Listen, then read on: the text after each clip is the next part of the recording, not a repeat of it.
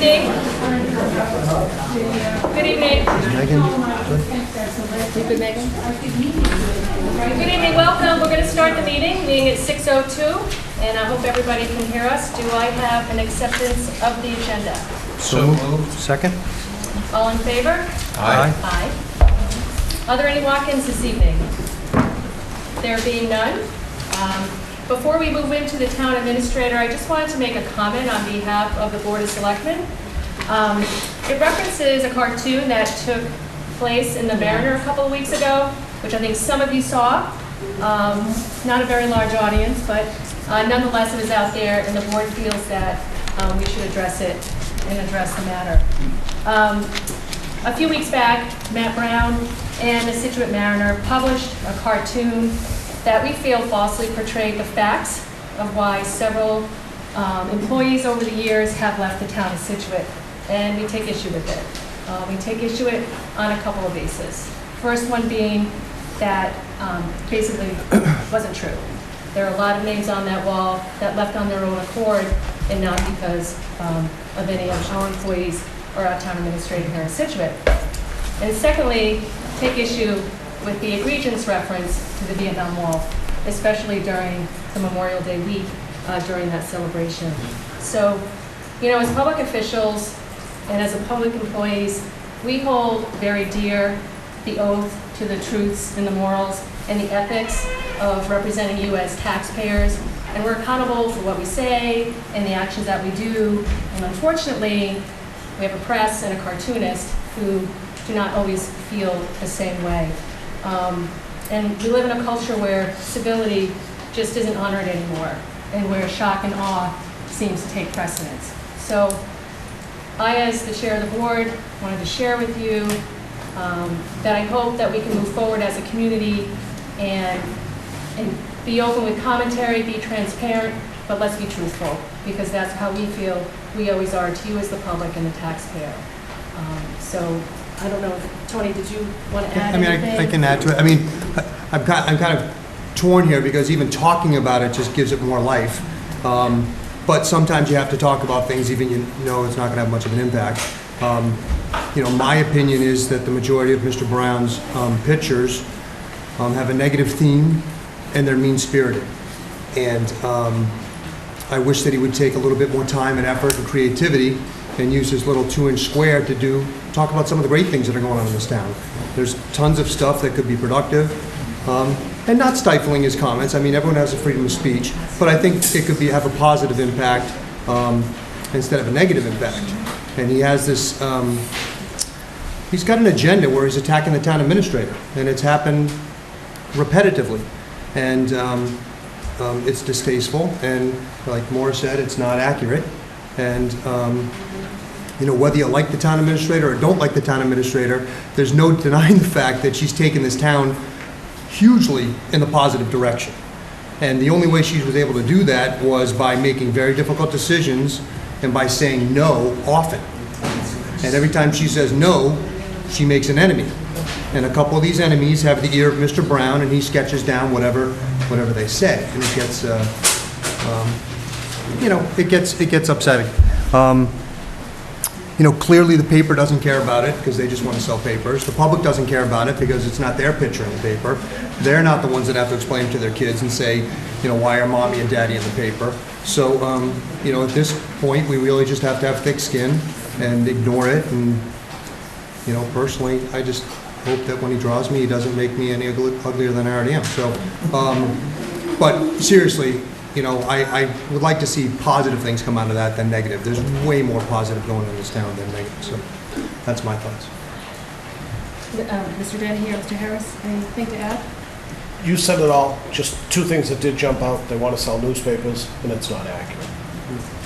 You said it right. And we all have thick skin, but, you got to draw the line somewhere. No, I echo the rest of the board. All right, well, thank you. With that, we will move to the report of the town administrator. Trish? Thank you, and thank you, Maura, Tony, Sean, and John. Thank you. Lots to report. I know we have a long meeting, but I haven't been here for a month, so bear with me. First of all, as you know, our library is open. It opened last week, and I know Mr. Ball is here to give an update again and the results of the gala, which everybody reported they had a grand time. But and we found this with the public safety complex, it really takes a village to build a building. And, you know, this building's the reflection of the vision of the chiefs and the deputy chiefs. And even though there was an architect and there was a owner's project manager and there was a general contractor, I would be really remiss if I didn't note the work of 3 individuals, I think some of whom are here tonight, who were at every construction meeting, reviewing every change order. And on the library, there were a lot of change orders when we found out about the roof. Jessie Finney, who has been with this project since the day she walked in the door, has her attention to detail and her devotion to this library, making it the best it could be, is I can't say enough good things, and I really want to commend the Library Foundation, the trustees, for recognizing her at the gala. I also want to thank Karen Canfield, who was the departmental user representative. When we build a building in town, 2 user representatives get appointed to the Public Building Commission to oversee the building that's being built in their domain. And Karen was at all of those construction meetings and all of the Public Building Commission meetings, and I want to publicly acknowledge her. And then once the building's almost ready to go, and we've had people on site for 2 years being able to complain about everything to the owner's project manager, well, once the certificate of substantial completion is issued, it goes to our Director of Facilities. And Kevin Kelly and Dave Biagini and his staff, along with Bill Sheehan, have been in that building hours upon hours, making sure everything works there, the computer systems, the HVAC systems, and everything. So I really want to thank them for the work that they do.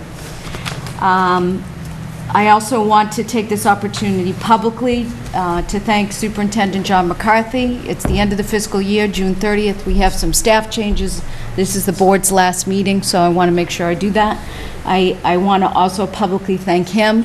We enjoyed a very collaborative and fruitful relationship.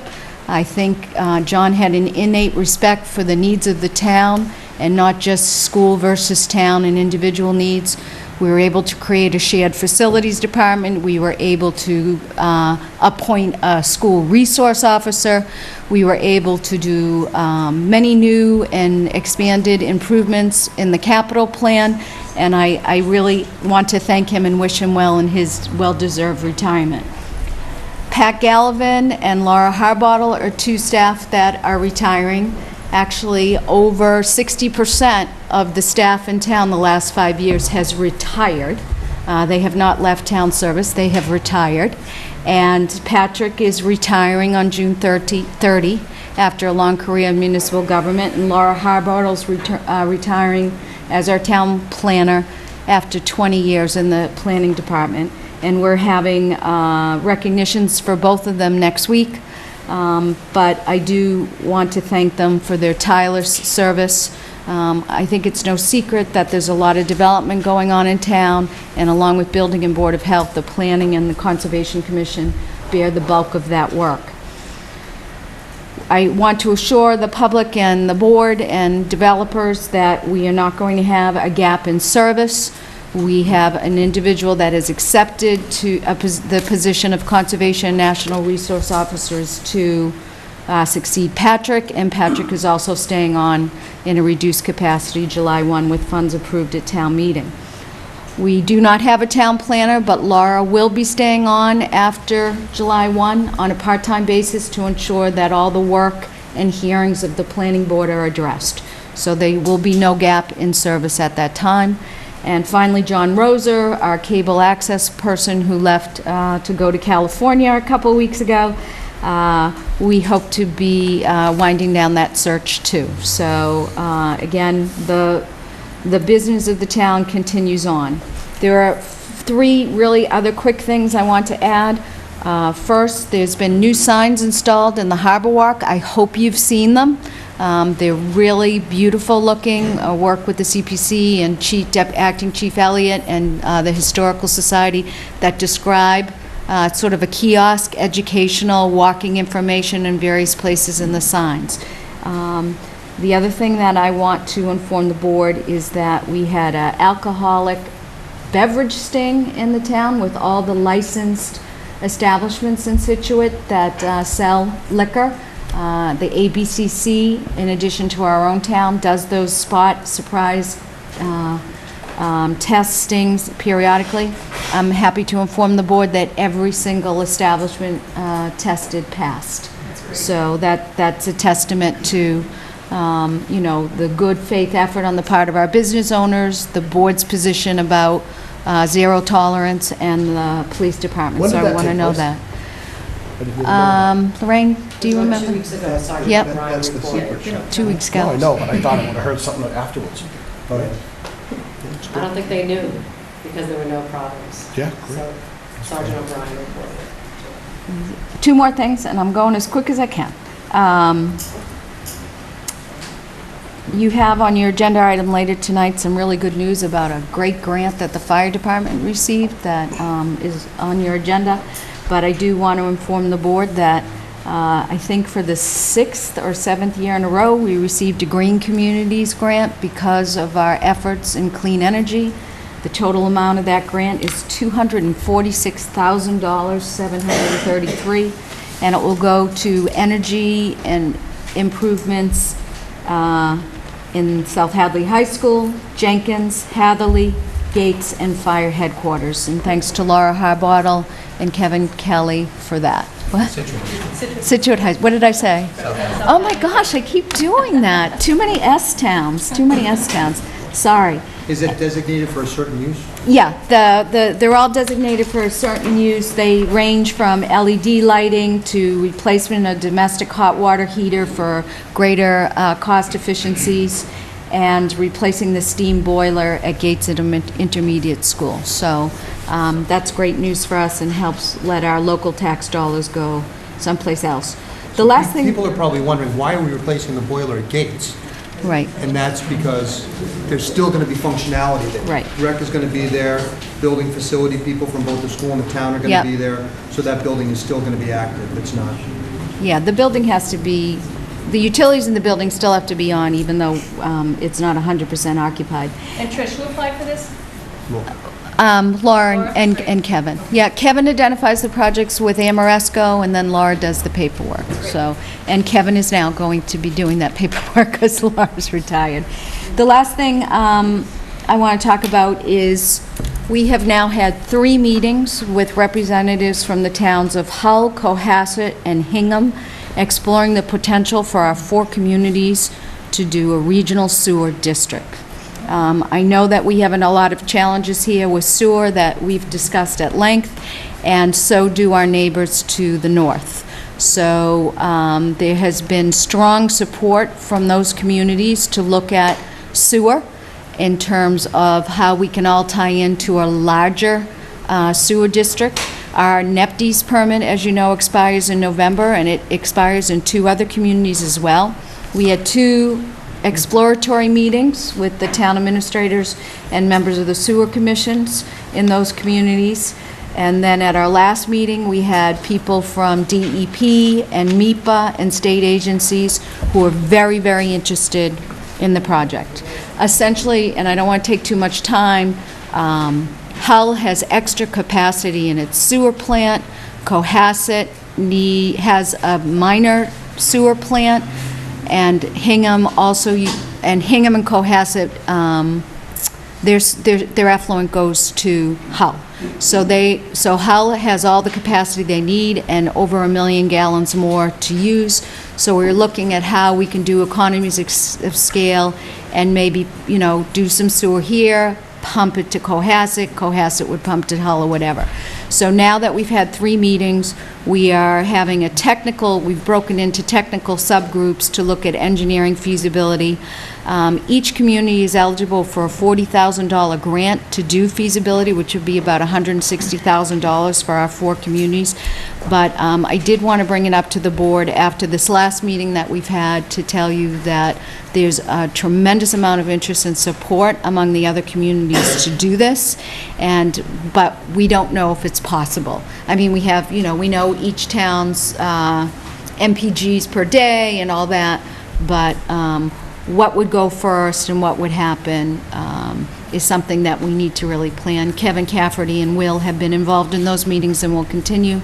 And the technical meeting is on the 29th, and I hope to have more information for you at July 11th meeting. And in the interest of time, that's all I have.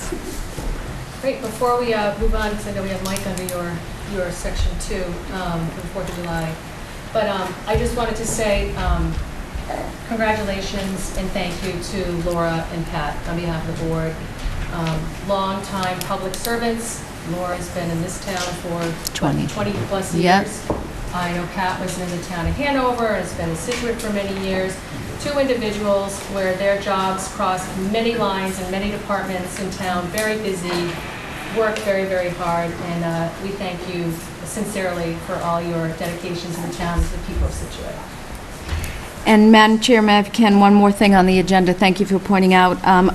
For the minutes, we need to acknowledge that the town is in receipt of an open meeting law complaint that was filed on June 6th by Patricia Lambert. The board has acknowledged receipt of that complaint and has been forwarded to town council for a response. Okay, great. And Chief is here to talk about 4th of July. I think you're going to have to speak up because I'm not sure if folks behind you can hear very well. Yeah, there's no amplification in I don't think you'll learn. I will try. Okay.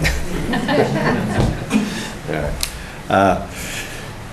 As you know, over the last several years, the board, the police department, and the residents have gone through great pains to make July 3rd and 4th safer for all involved.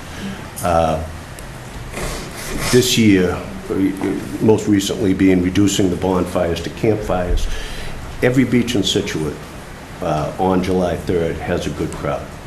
And all the beaches up on the mainland have a good crowd, and it consists of family units. There's, adults with children, and we don't have any problems whatsoever at any of those beaches. And for this will be the 34th year that I've spent in Humrock on July 3rd. And the problem in Humrock, while it's better, it's still a problem.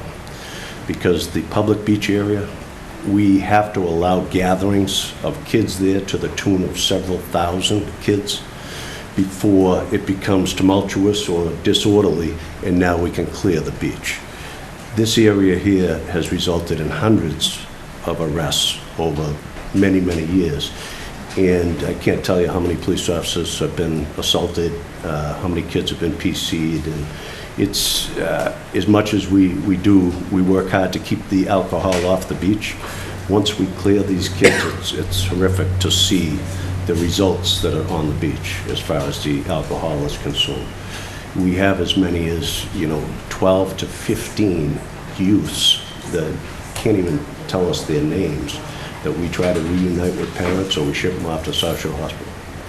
And, this year, because we have everything else in place, what I want to do is, over the last 3 years, once this area has become an issue, I go on the beach with probably 15 officers, and we herd them out off the beach, across the square. We have them, try to reunite them with parents, and, we don't let the young adults back over unless they have business over there. They're staying, and they tell us where they're staying. If they have a car parked over in Humrock, one person can go get that car. And it's worked very successful. It's been very successful over the last 3 or 4 years. But what it does to Marshfield, when we get them over on their side of the bridge, they need 12 to 15 officers to deal with the mess that we've created for them. And while they've been very gracious with us and allowed this and supported this, I think we got to come up with a different approach.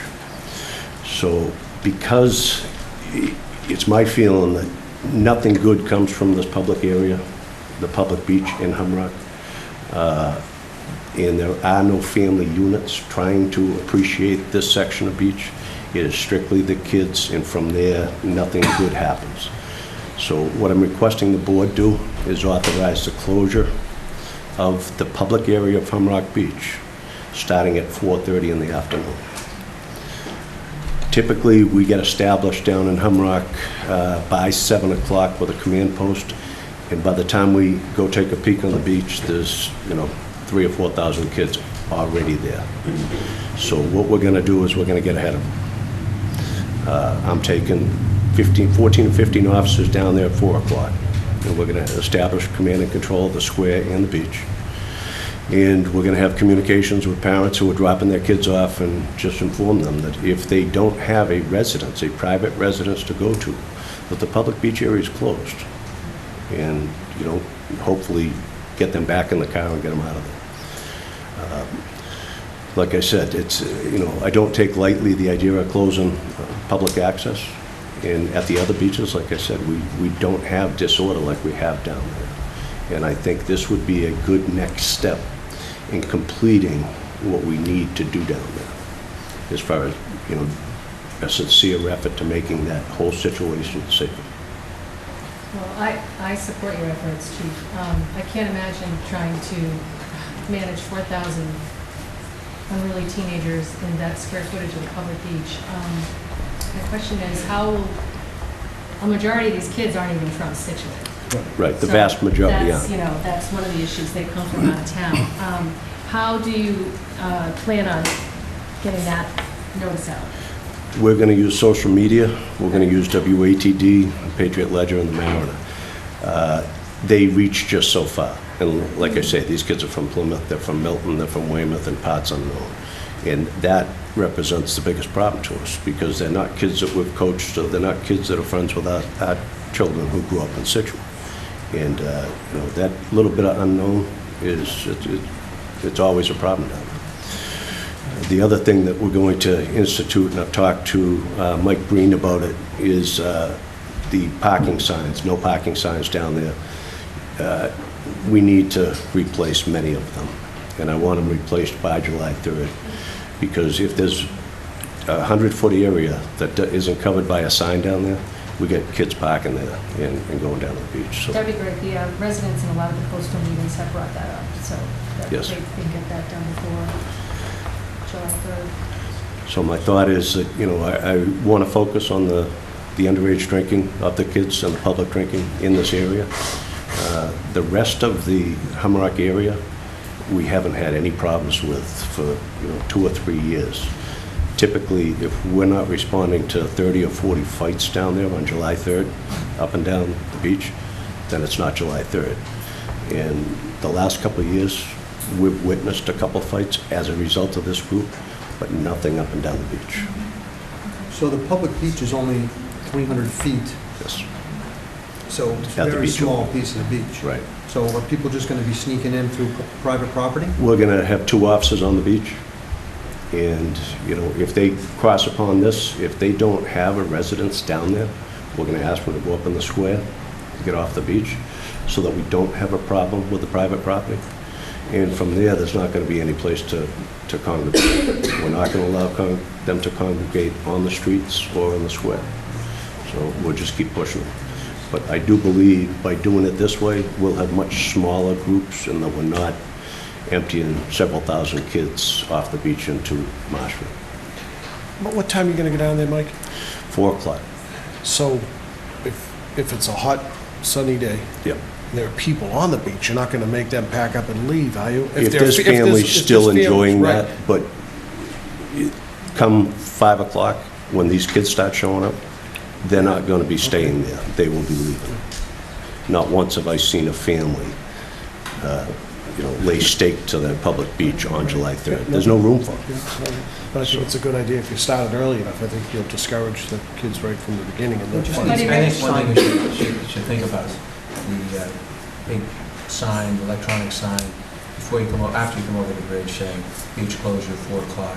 if there can be some kind of sign posted earlier. We're getting on in touch with morning. Kevin Cafferty Yeah, to make sure we have yeah. access to those days in advance. Probably early in the morning with the lifeguards, putting up signs saying beach closure at 4, because I will say, families or no families, they're going to want to get off that beach before 4 or 5. And I commend you for trying to do this. The hope, I would think, would be long-term that if we're able to discourage various groups that come down here for years. I think, Sean, I'm looking towards you because, not that you I went haven't down been there down or there. Mike, but you guys know from growing up here, you know, that this has always been a headache, and it's a public health safety issue. And I think if we could discourage it now, love to, because in the future you could probably open it up again.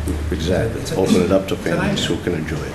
And I think, you know, That's the the other idea. contingency to consider, although now just don't know where they're going to go, is where will they go? Are they going to go down to Wrexham? That's going to be. We're going to Marshall. have Should they go back offices to at Maine? Julian Street. We're going to have offices in Wrexham, because I don't want the dunes getting out of control on us. But we're coordinating again with Marshfield. If that becomes a problem, then we'll be able to sweep those dunes, and it will take far less to do that than what we had to commit to the square. I think encourage that- you, and, you know, say it's good to see that that's attempt to try to take care of this, because it's always been a nightmare with all the arrests. It's the biggest night of arrests in the whole year in town. Yeah, definitely. And It's gotten a lot Dangerous. better. I'm And sorry? it's gotten a lot better, but Oh, all it's a because lot of the better. efforts you and your sister, when she'd bring the state police down, you know, and then we'd hear from residents and say, gee whiz, this is, it's kind of peaceful, it's kind of nice. The residents If have someone's gonna get hurt, cooperated. They'll appreciate it. No, Yeah. appreciate Yeah, it. Right, and they can have parties and have space to do what they want to do. on their exactly, property. and they're not having 50 kids walk up to their party and start a fight. What date are you going to start the notices? As soon as we get authorization. Do you need a vote from us on this, or just a? So is there any downside to this? I think people are going to be upset that they can't go there if they want. The kids or? Just public people in general might be upset for our king. I suspect there'll be some people angry that we shut down the public beach at 4 on the eve of a holiday. But Well, I think Mike said the officers are going to know if there's a family there, you know. plus if And they like I read said, these those signs. families, they walk down, they come across the bridge, they go into that public beach, but then they keep walking, because there's no way they could stay with these kids, not with a family. And I think when everybody understands that, much the way when we reduced bonfires to campfires, it had a profound impact on, you know, the size of the gatherings down there. And the residents right now, they'd be the first ones to tell you how much better it is right now. Yeah. And you know, I think 2 or 3 years down the road, I'll expect them to be doing the same with this. If we can turn this beach back over to families who want to enjoy it, just like they do up here, that's our goal. How late will you be there? If you make a motion to close it, we'll probably have to put a beginning and end date, end time to it, right? You're closing it at 4:30. Is it just, Yeah, does it make sense to put an end date? I think 2 o'clock in the morning the following day, the 4th, would suffice. Okay. Does that sound reasonable? Yes, yes. All right, any more discussion? No? All right, do I have a motion to close Hummerock Beach on July 3rd at 4:30 PM for safety reasons until 2 AM on July 4th? Second? So moved. Second. Second. Seconded by Mr. Harris. All in favor? Aye. Thank you. Good luck. Thank you very much. There's a few seats in here if you want to squeeze in so everyone can sit down. Some in the front. Mike, do we have any other chairs? This is it, right now. Another seat for Friday, too. All right, moving along.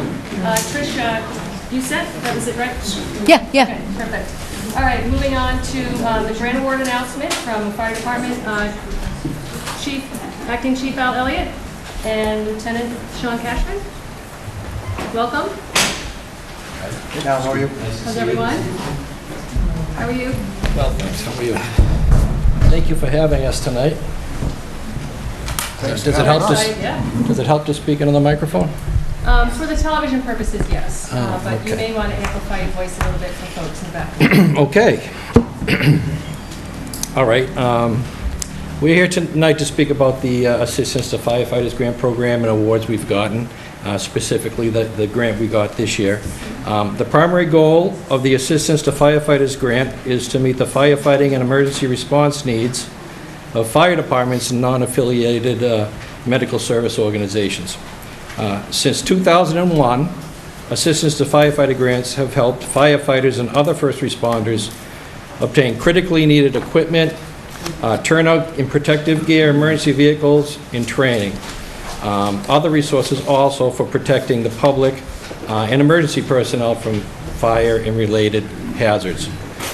In 2014, Scituate received an Assistance to Firefighters grant in the amount of $160,500. With that money, we purchased 46 APX Motorola 6000 UHF radios, basically portable radios that we use in our fire trucks and all the firefighters rely on for their safety. In 2015, we also received an Operations and Safety grant as part of a regional process with the towns of Hingham, Hull, Cohasset, Norwell. The total grant amount for that was $848,182. 27% of that came to the town of Scituate. That amounted to about $230,000. With that money, we were able to purchase 31 Scott self-contained breathing apparatus air packs with 45-minute bottles and enhanced personal alert safety systems. Those are the air packs we wear in our back, the air we breathe through our masks. We also were able to purchase 2 rescue intervention team kits. We have a rescue intervention crew at every fire in case firefighters, specifically dedicated to firefighters who get in trouble with fires. And so those 2 packs will help ensure the safety of firefighters for years to come. Also in 2015, the Scituate Fire Department received an Operations and Safety grant in the amount of $25,000. That was a micro grant. With that money, we purchased a gear extractor and a turnout gear, which is a turnout gear washer, which is now located in the public safety complex we're in today. We've never had one of those machines before, and the importance of that machine, it can't be overstated. It removes toxic chemicals and carcinogens from firefighter gear, and these chemicals, if they remain on gear, can off-gas, and they're one of the leading causes of cancer in firefighters. So the Federal Emergency Management Agency, they award about $300 million a year in Assistance to Firefighter grants through their program. But only 20% of these grants get funded. It's bordering on unprecedented that Scituate has been successful with 4 grants in the past 3 years. One reason is that we've been active in pursuing grants in 3 categories. AFG community grants, micro grants, which must total under $25,000, and regional grants. The equipment we've obtained is critical equipment which would otherwise have eventually shown up in our capital plan. These grants are partially based on need and the community's ability to purchase the equipment through other means.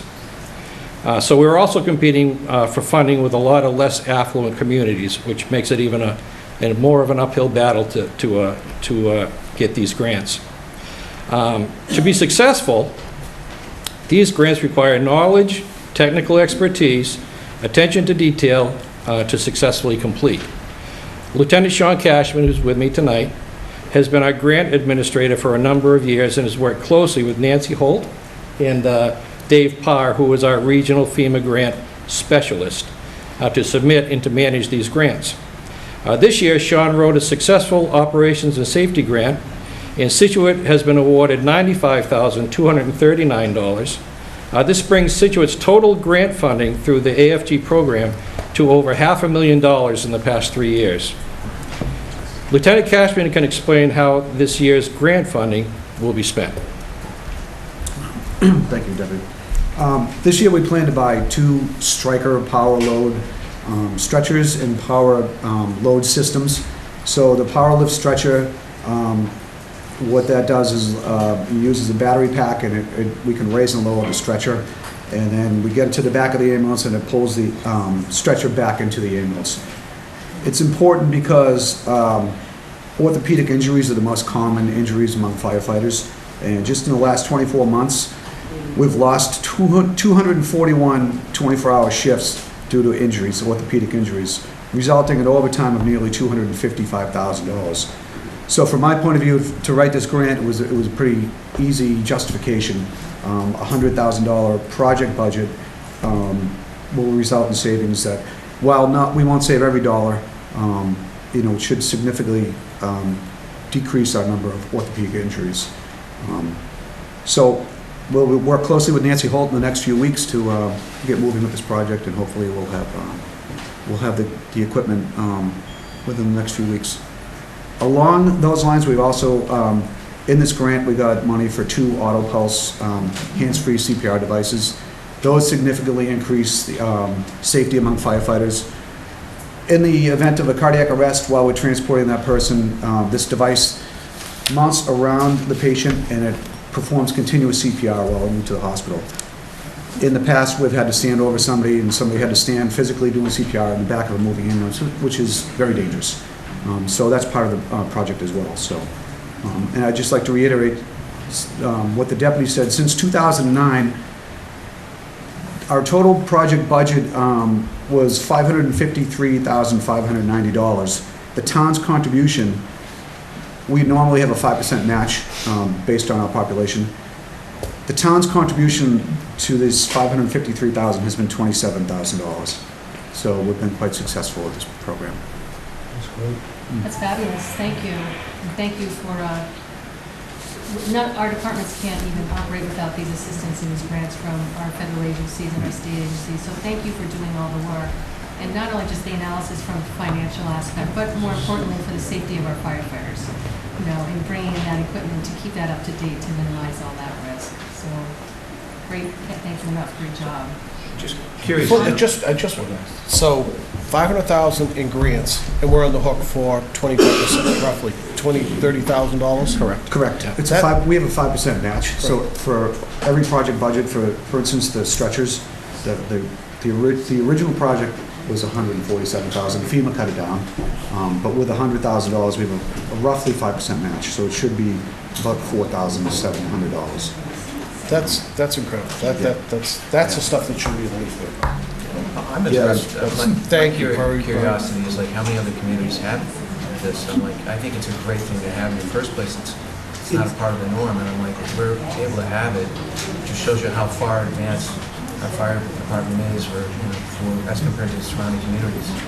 We've been lucky to work closely with some of our surrounding towns to kind of share information. So we've been very lucky in that respect. It's good. Yeah, that's great. I mean, we get so many grants from so many departments. I don't think I've heard any that are this ratio of gift to participation. And this is stuff that some people said we just wouldn't get because the capital plan can't afford that stuff. Right.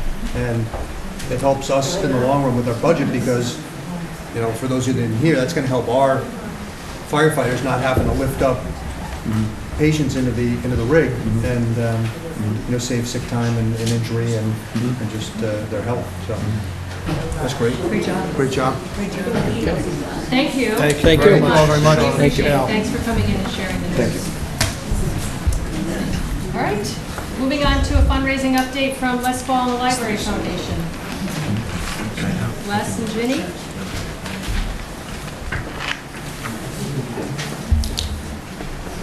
You got a full house tonight. Welcome, yes. Thank you.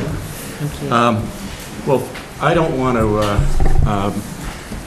well, first of all, I want to thank everybody for helping us get our gala going. We had a great time and it was a wonderful event. We're going to have to speak up, or you won't be able to get one before. Super. Stand up if you're around. I wonder if we should I twist think we should that. twist the table. Why don't we We turn the could do table that. so you're facing Sure. Tricia? Will it roll less, or are they locked? They're locked. It rolls. At least if we can go sideways, maybe that'll help. Yeah. Make it easier to sit there.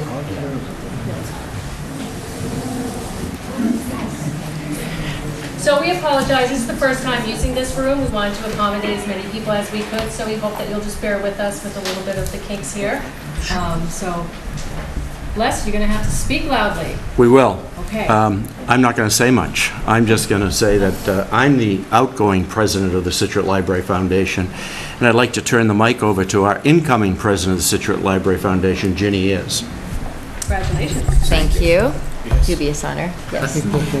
Obviously, thank you to Les, who has spearheaded the foundation for the last several years and done a tremendous job, single-handedly almost raising all of this money that we have been able to raise. And thank you especially to the Board of Selectmen and to the Town Administrator for supporting our gala and having it in the library. I know that logistically speaking, hosting a gala for 350 people in a yet-to-be-opened library required a great deal of terrifying logistics, and as the Town Administrator said, it takes a village. We had a tremendous amount of support from you all, as well as obviously Jesse Finney, the library director, was very supportive and helpful. Karen Canfield from the trustees, all the rest of the trustees, and the staff of the library, and obviously the other foundation members. The gala was hosted by, chaired the gala obviously by Emily Anderson and Amy Linnell, and all of the foundation members did a tremendous amount of work, but those two in particular really worked unbelievably hard for months to pull this off. It was one of the largest galas we've ever had.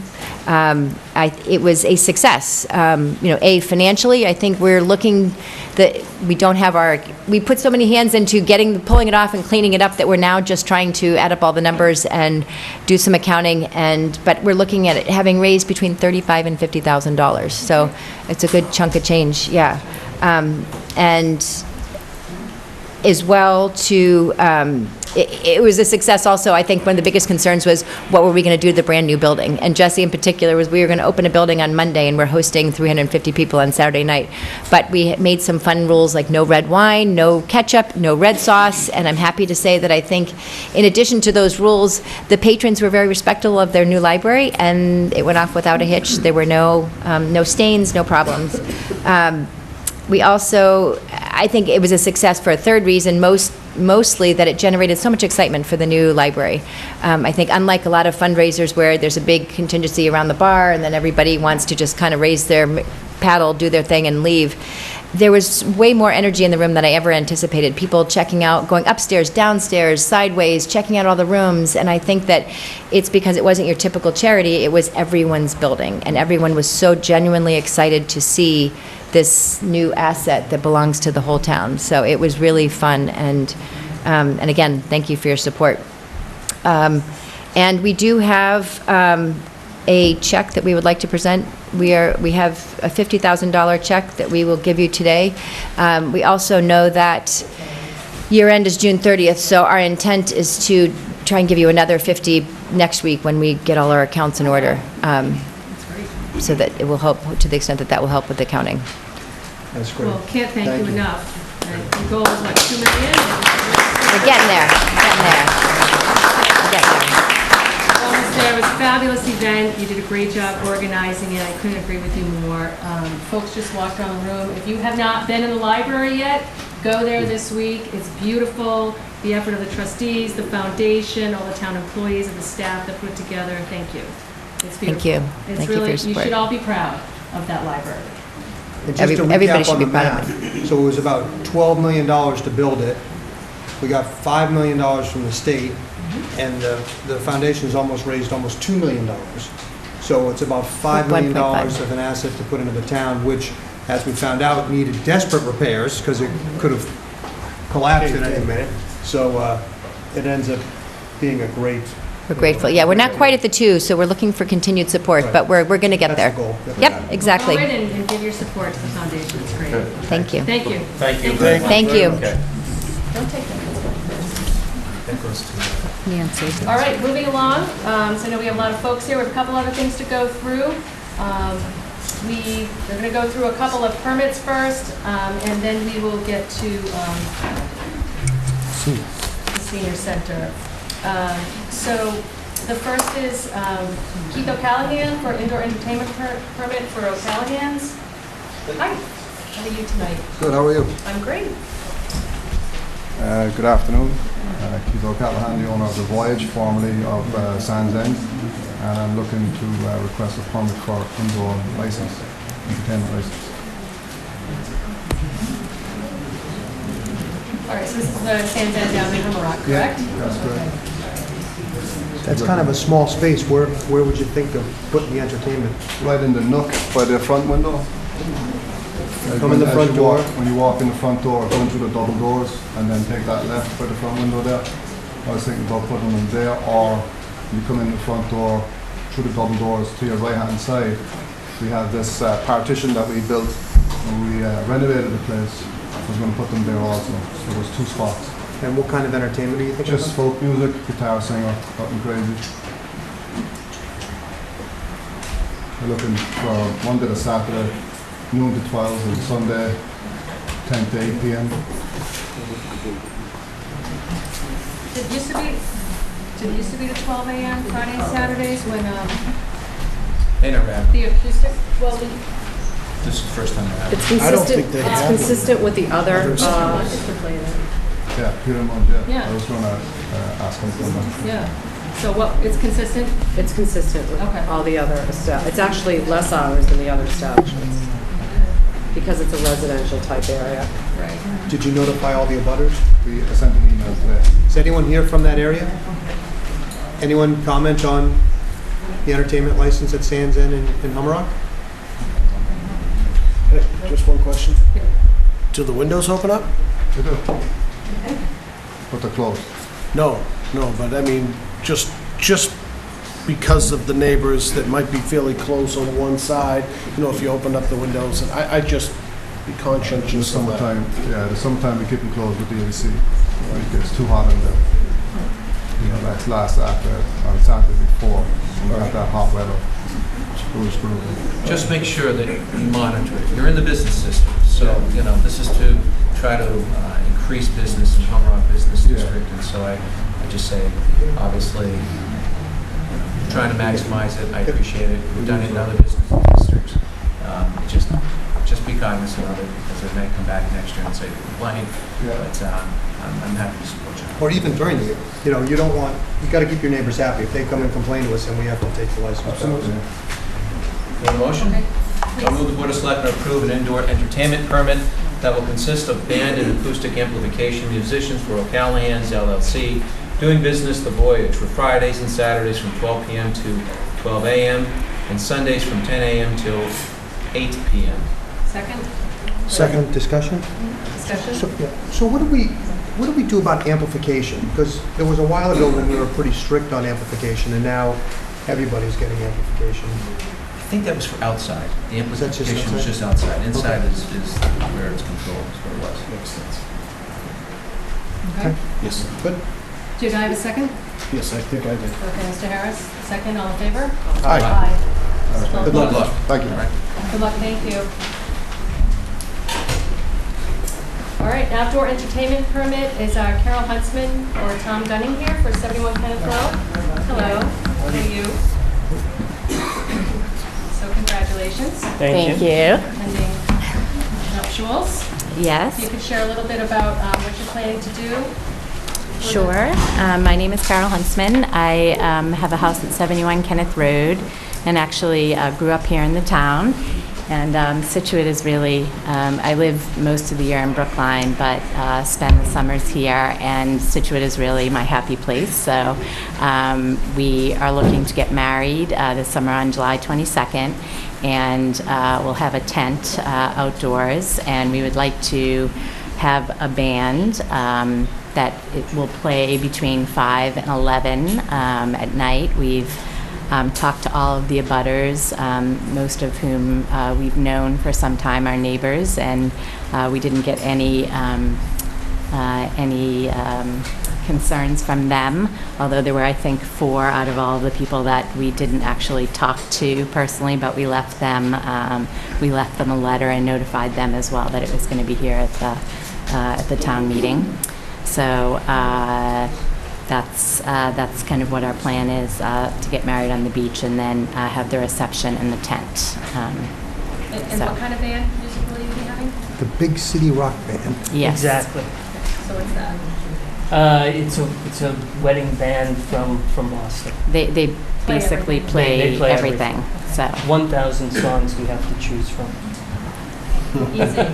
What day of the week is that? That's a Saturday night. Are there any butters here with regards to 71 Kenneth Road? It's actually 79, right? Yeah, 71 is where I live. It's in the yard It's next in door. 79. Yeah. Okay. Yeah, I think that's what we put on the application. Oh, okay. Yeah. It's just probably a typo or. Yeah. Okay. Do I have a motion? Motion? Move to grant an outdoor entertainment permit for a band on July 22nd, 2017, on 79 Kenneth Road, from 5 PM to 11 PM. Second. Motion by Mr. Dennehy, seconded by Mr. Harris. Any further discussion? Being none. Candy cane, I haven't heard that name in a long time. Do you remember it? Sure I do. Our parents. That was my Sure. parents. All in yeah. favor? Aye. Thank you Thank very you, much. thank you. Thank you. Is Allison Holland here for 49 Marshall Avenue? Yes. Hi, Allison. Come on over.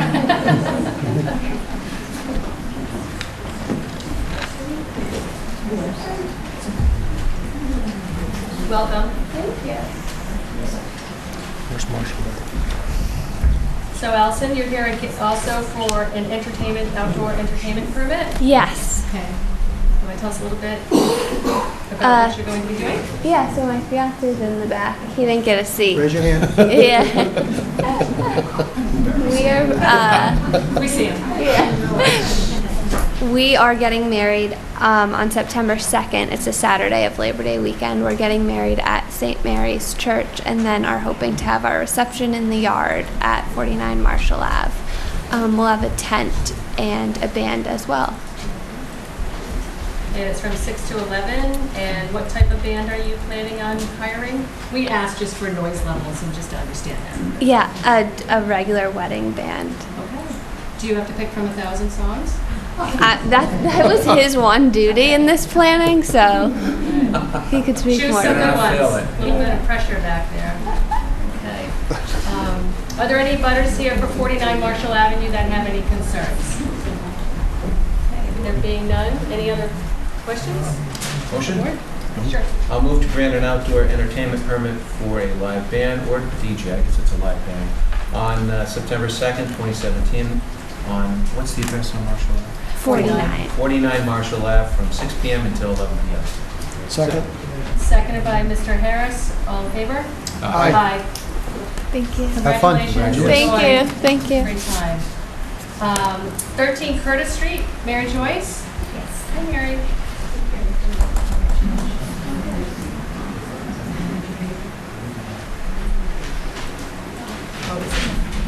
This isn't on. I think this is one of the later, is this one of the later arrivals? Yes. I think it's in the back. Your information is in hard copy on your desk. How are you? Hi, I'm good. How you doing? Good, thank you. Hi. So Mary, you're here for an entertainment request for a party on 6/19, which is coming up from 3 PM to 6 PM. 6:19 happened. No, Sunday the, 19 did happen. that's okay. Sunday the Typo. 25th. This Sunday. 25th? Mhm. Okay.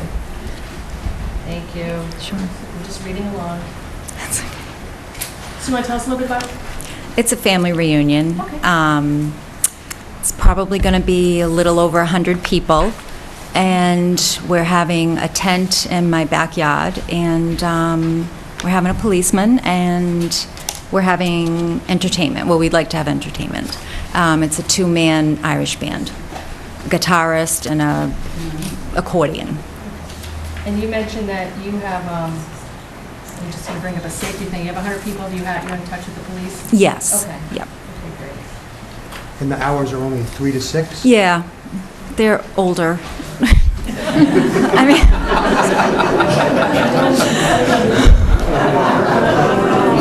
Wrong crowd, Mary, wrong crowd. Okay. you're all invited, all right? Oh, I God. was thinking you want to make it 7 and make it a really light night. No, it's my father's cousins. You sure? Yeah, so. Okay. Is there anybody here with regards to an entertainment Oh, my God. permit for Curtis Street? No. Okay. Any further discussion? Nope. Do I have a motion? And note the change to the date, 6/25. Move to grant an outdoor entertainment permit for a live two-man combo Irish music for a party on 6/25/17 on Curtis Street from 3 PM till 6 PM. Second. Moved by Mr. Vignani, seconded by Mr. Dennehy. All in favor? Aye. Thank you. Have fun, Mary. Thanks, Mark.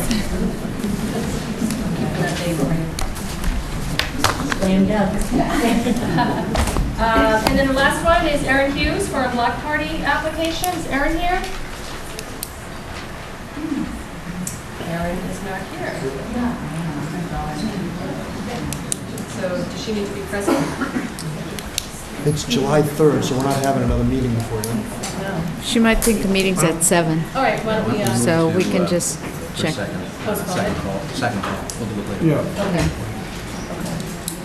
Try to make it Is that- town hall or Okay. something. All right, so we're just going to move the block party application to a second call later on we move the location of the meeting, so we'll give Erin an opportunity to find this. All right. With that, we'll move on to the next agenda item, which is a discussion and vote on the Scituate Historical Society Dreamwall Special Event. Bob Chesia? Oh, I'm Bob Chesia today. Okay. Welcome. If you could just state your names and addresses for the record, then that would be great. I'm Mary Porter. I'm the archivist for the Scituate Historical Society. I live at 91 Lawson Road. This is Pam Martell, our special projects manager. And we're looking for permission to have a special event on July 22nd and 23rd. And I have a handout that explains a little bit about what we're, thanks. I can get it.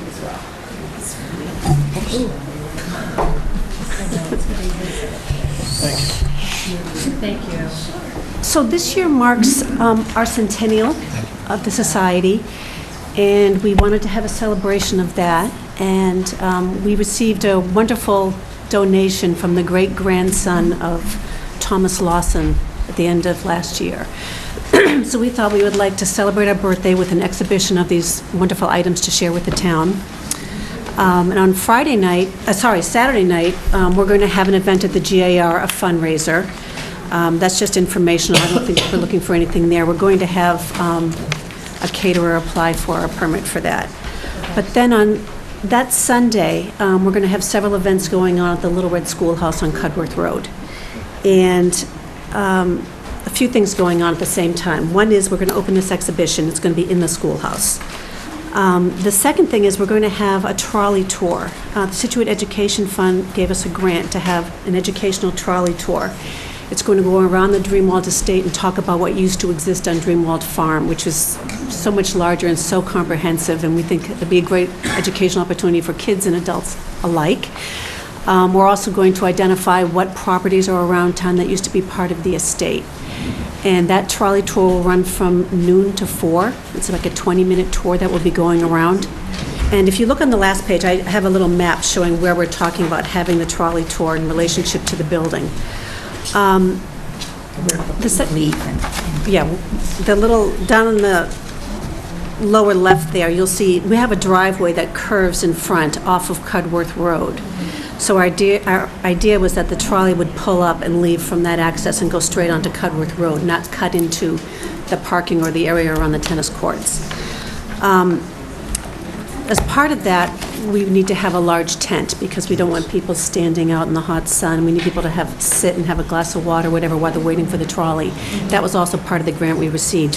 So you can see I drew on here that we're requesting permission to put a tent in the space in front of the Little Red Schoolhouse on Cudworth Road, in between the building and the tennis courts. Those would be supported by water barrels, no penetration into the asphalt or anything. So I guess as part of that, I don't know if those school vans are parked there during the summer or not, but we would request that we could relocate those for that Sunday, so that we'd have room for the tent. So who would they contact for moving the school vans? The building department for a tent permit. I'm not sure it was in the original application. But moving the vans, would that be the school? Moving the what? Vans, The vans. They park them over The Cudworth. school vans parked right in front of the tennis courts across from the schoolhouse, the Little Red Schoolhouse. There's about 6 vans, school department. The superintendent's office. Okay. They should Thank be able you. to move it probably to the MBTA parking lot. Yeah, that would be great. that's where. That's a good idea. Because that would be really great. There's several events we want to have there. We want to have face painting for children. We have a antique bicycle in our collection that's going to be on display, and we found an organization that has antique bicycles. They do a demonstration. They let kids ride the antique bicycles. We did get a permit to reserve the Gates Field from 1 to 4 so that we don't have to worry about, you know, a softball game or a soccer game or something like that. We're also going to have an antique car show, cars, period, to the Lawson Time in Scituate, and that they're going to be parked behind the Little Red Schoolhouse on the grass there. That's not going to be it. We'll be on the road. That's correct. It will not be on the road.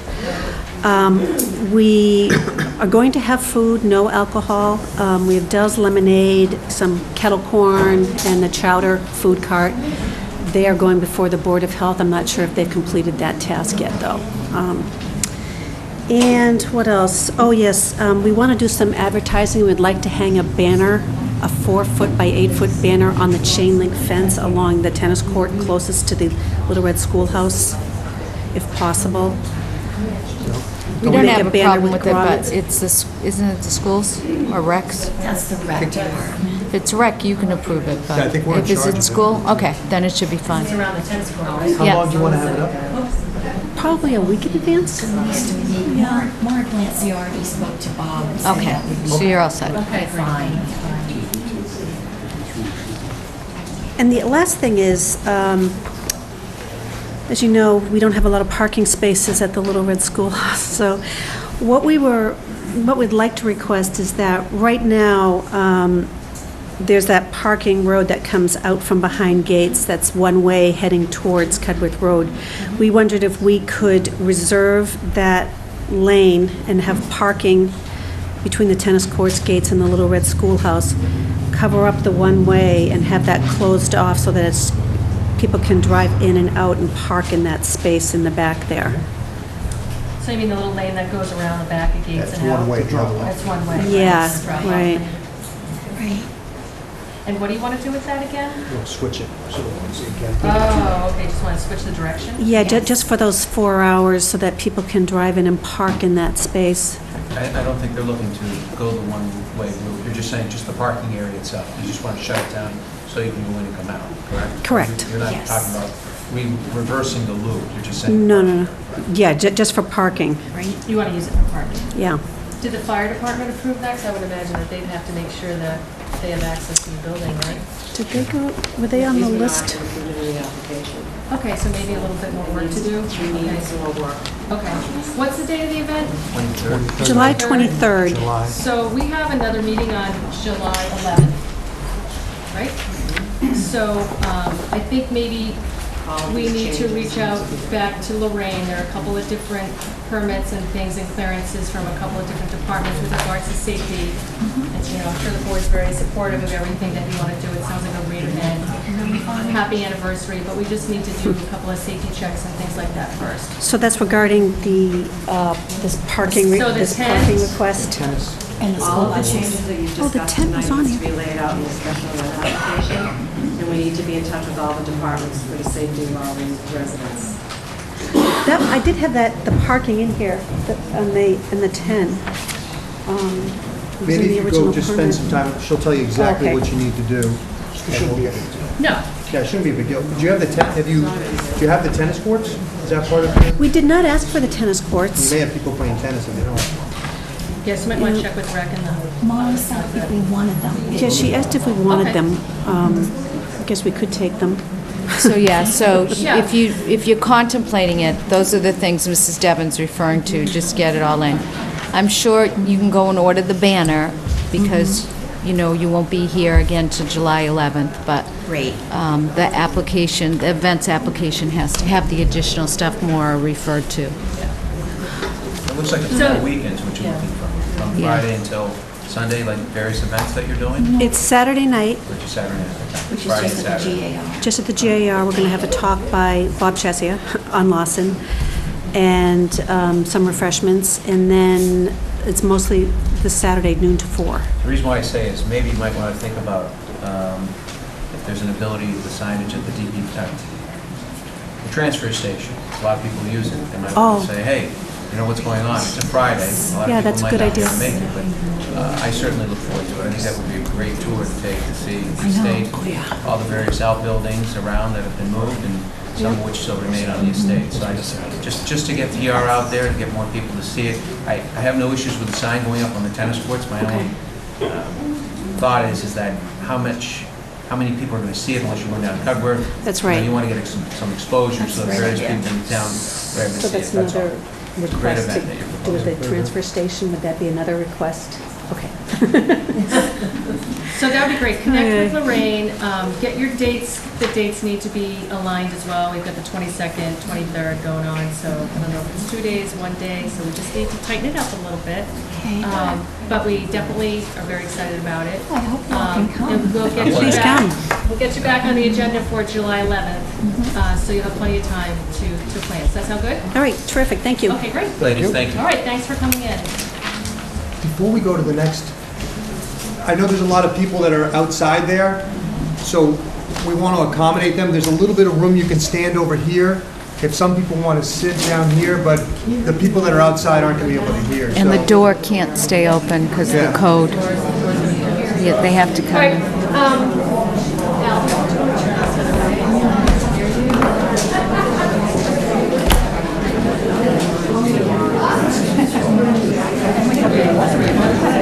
We have these. Oh, is this? Oh, right.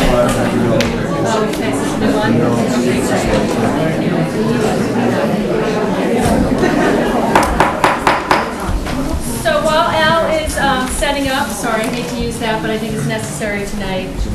Just want to put some rules of engagement for the next hour because there are a lot of folks in here. I want to let you know what's going to happen in the next hour. So we're going to allow Mr. Banger and Mr. Bargman to go through the senior center study for us.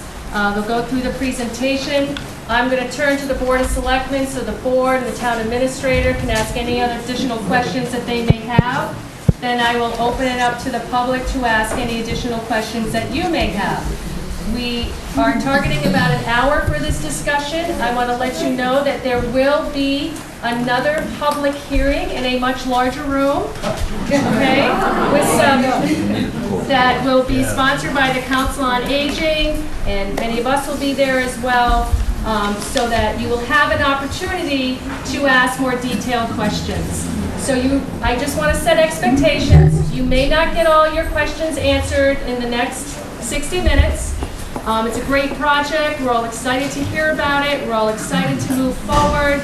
But I ask for your cooperation. It's hard to hear folks in here, so if you can turn your phones off, if you can keep your chatter down, you'll be able to hear our presenters really well, and we can get some good questions out and then make plans for the public hearing with a date. And is Linda Hayes here too? There's so many, and Linda as well, from Council on Aging, will help get the word out. We will also post the presentation online on a couple of different sites, on the Council on Aging site, and possibly the building reuse site if that's still accessible. Okay? So anything else? Yeah, one thing is that with the doors open, the air conditioning is completely defeated. So And if that's you a get those fire folks in, issue, it'll so help. the door so, has to... Ladies and gentlemen in the back of the room, I just want to let you know that the doors need to close, so you need to come in. It's a fire issue. It's an AC issue. There's some room over here. Maura and Ann, do you guys want, you can come I back hate here to too tell if you you that. can If you make want your to way come up up to here. the front, I know there's so many people here. We're sorry. We thought that this room would accommodate the initial discussion. So you got to close the door, guys.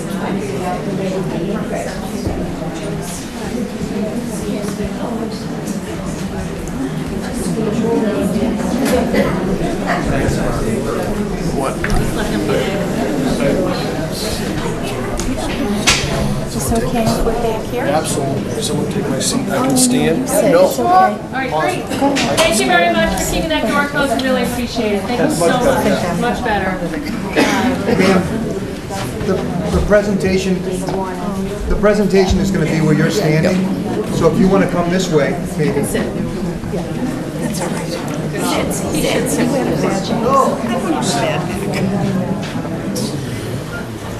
All right, Al?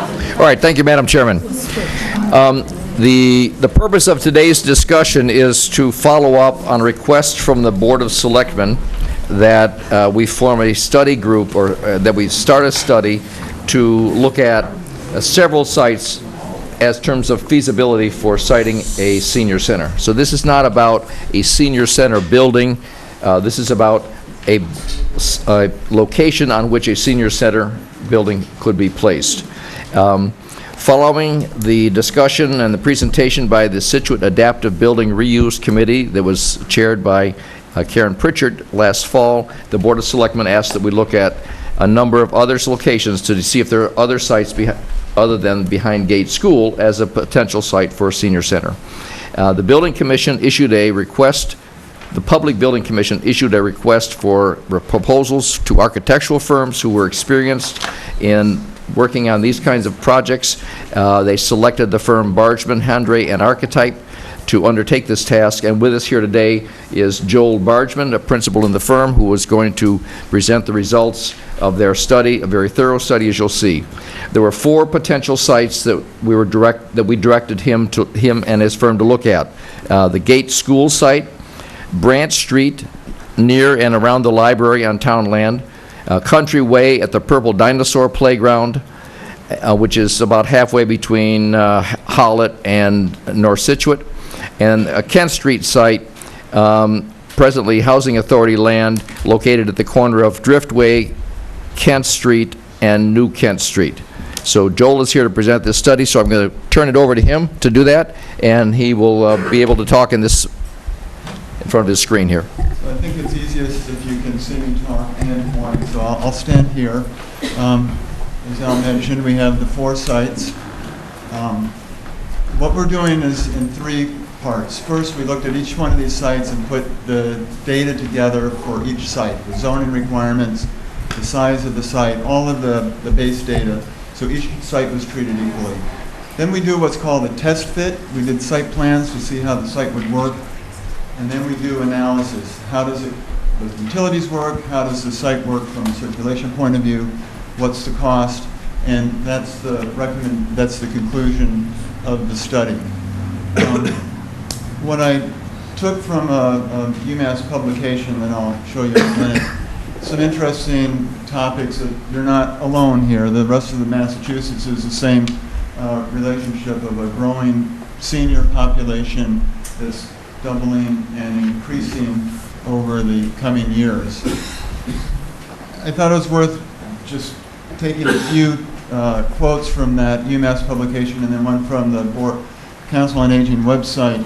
A lot of communities are beginning to think of senior centers as investments, not as recreation facilities. There's potential to reduce emergency services or potential to reduce systems and services that are like Veterans Affairs, health services, other things that a community provides to seniors and an ever-growing senior population. There are tax collection assistance, all sorts of things that a community can help an aging population with that benefits the community, including keeping them well in their houses and keeping the property values stable. So a lot of communities are beginning to look at those metrics. You all know the mission of the Council on Aging. From that mission, we can take what actually goes into the building, serving education, recreation, social services, transportation, and outreach programs. And from that, we'll develop this study. So we looked at 4 sites. We looked at the test fits. I just want to emphasize that the final design has nothing to do with what we're showing tonight. These are test fits. You'll pick a site, you'll pick an architect for that final design, and it will be adapted to the particularities of that site and what you, as a community, want. And then finally, we did not make a recommendation. We're trying to sort of do the dragnet approach, present the facts, and let folks come to their own conclusions. So that mission statement from the Council on Aging got us to create a floor plan that was based on a floor plan you did with a previous study. And the reason that a floor plan and a program is important is that you have to test the site Can the folks arrive at the building conveniently? Can service come to the building conveniently?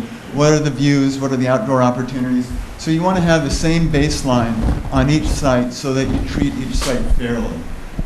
You can see what goes into this, and I'm not going to go into it in huge detail. In the UMass report was extremely helpful in giving us a foundation to develop that block diagram and to develop sort of a hypothetical program of what might go into 15,000 square foot building so that the discussion on that can begin. But again, this will change over time. What's important is that we're serving administrative spaces, program spaces, food service. There are those components that I showed in the Council on Aging mission statement are served in this building. And it's a 15,000 square foot building. It can house somewhere between 169 and 230 occupants very easily.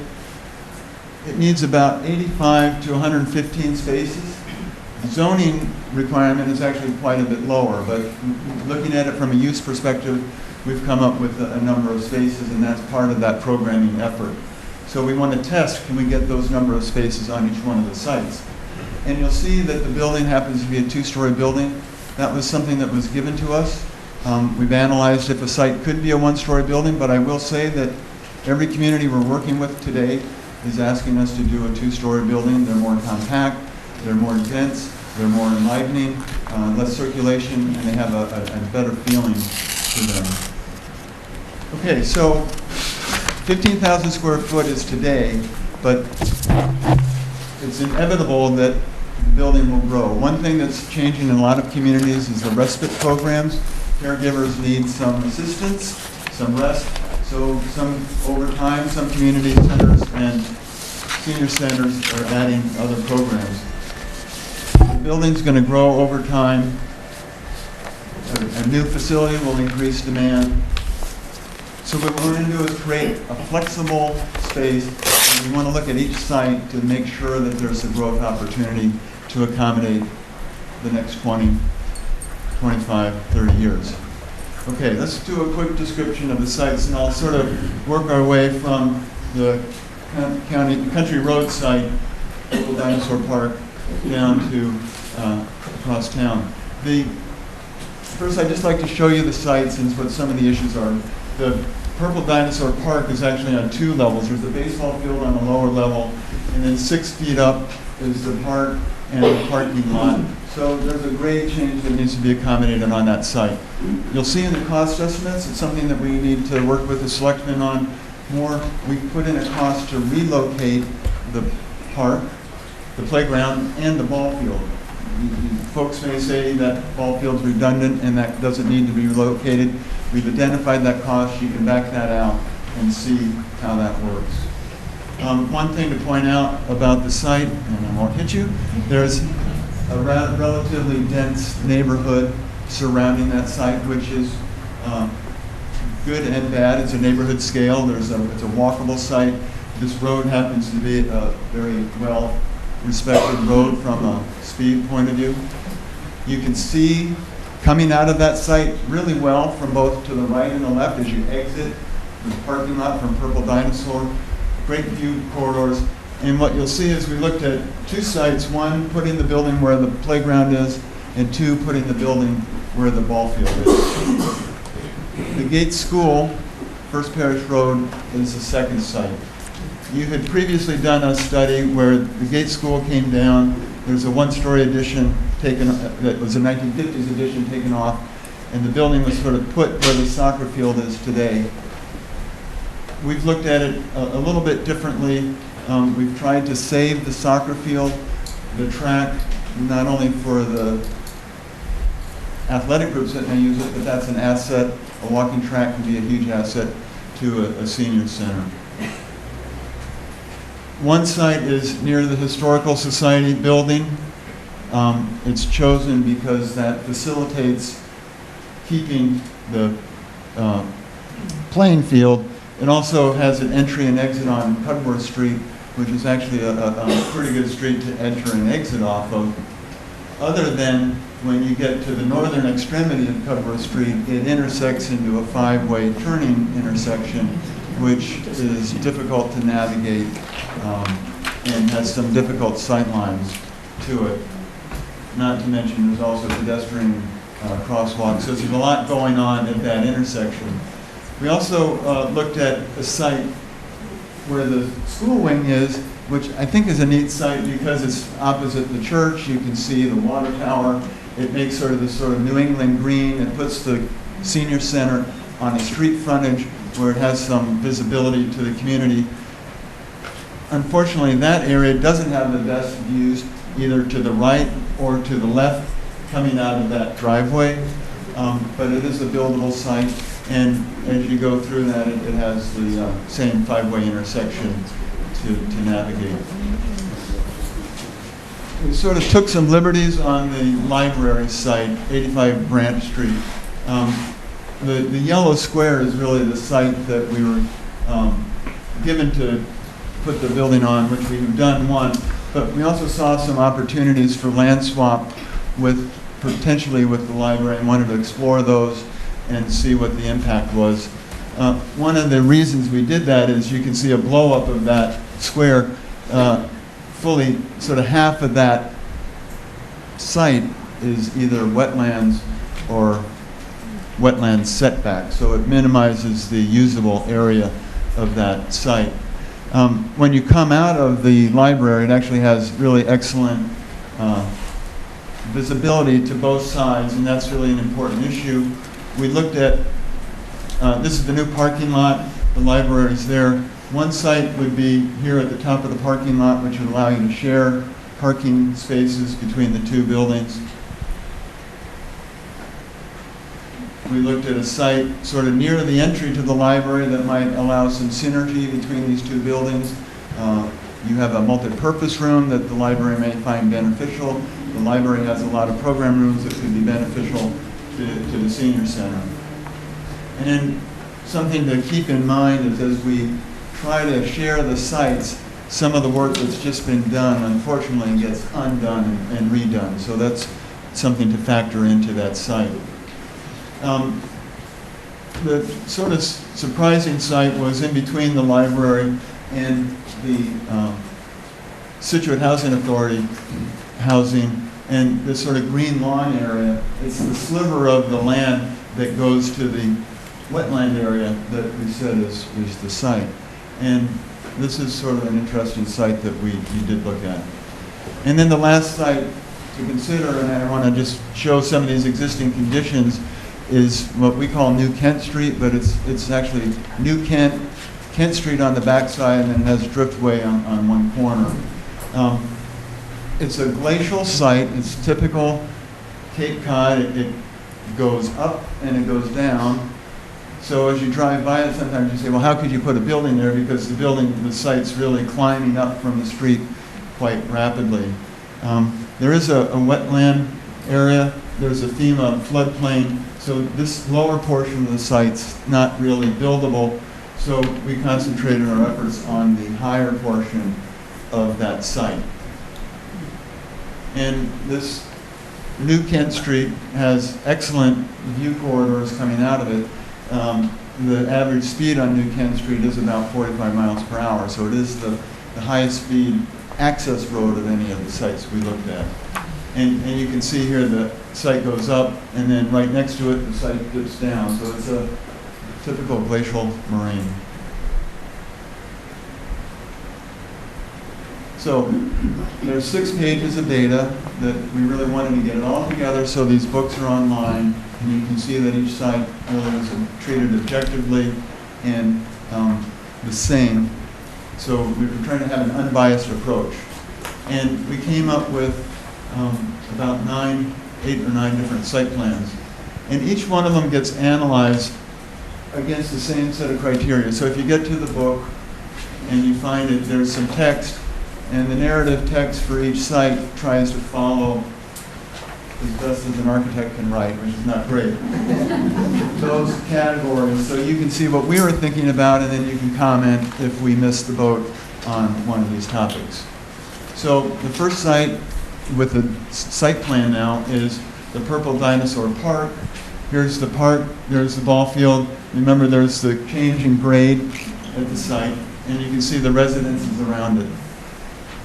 The first site, we put the building on the Purple Dinosaur Playground. There's one way in. There's about 84 spaces in the back. You don't want to put too many spaces of asphalt in. Your overflow parking, if it can be stabilized turf, we can get another 35 spaces in. And the advantage of that is you don't have asphalt every day of the year when you don't need that parking, but it gives you a growth opportunity. This building would come in, you'd have a drop off, so the building sort of backs its way onto the street. The other opportunity, you probably saw this with the police station study. Countryway comes in, the parking is in the front, the building is in the back. It works out okay. You can see there's a very tight site, there's very little room, there's no room for growth on this particular site. The back side of the building had that multi-purpose room, and I said the site plan, the building plan is important to evaluate the site. If you want to have any outdoor patios, it's a little bit constrained back there, and you're backing up to residences. Okay, I'll come back to some other issues.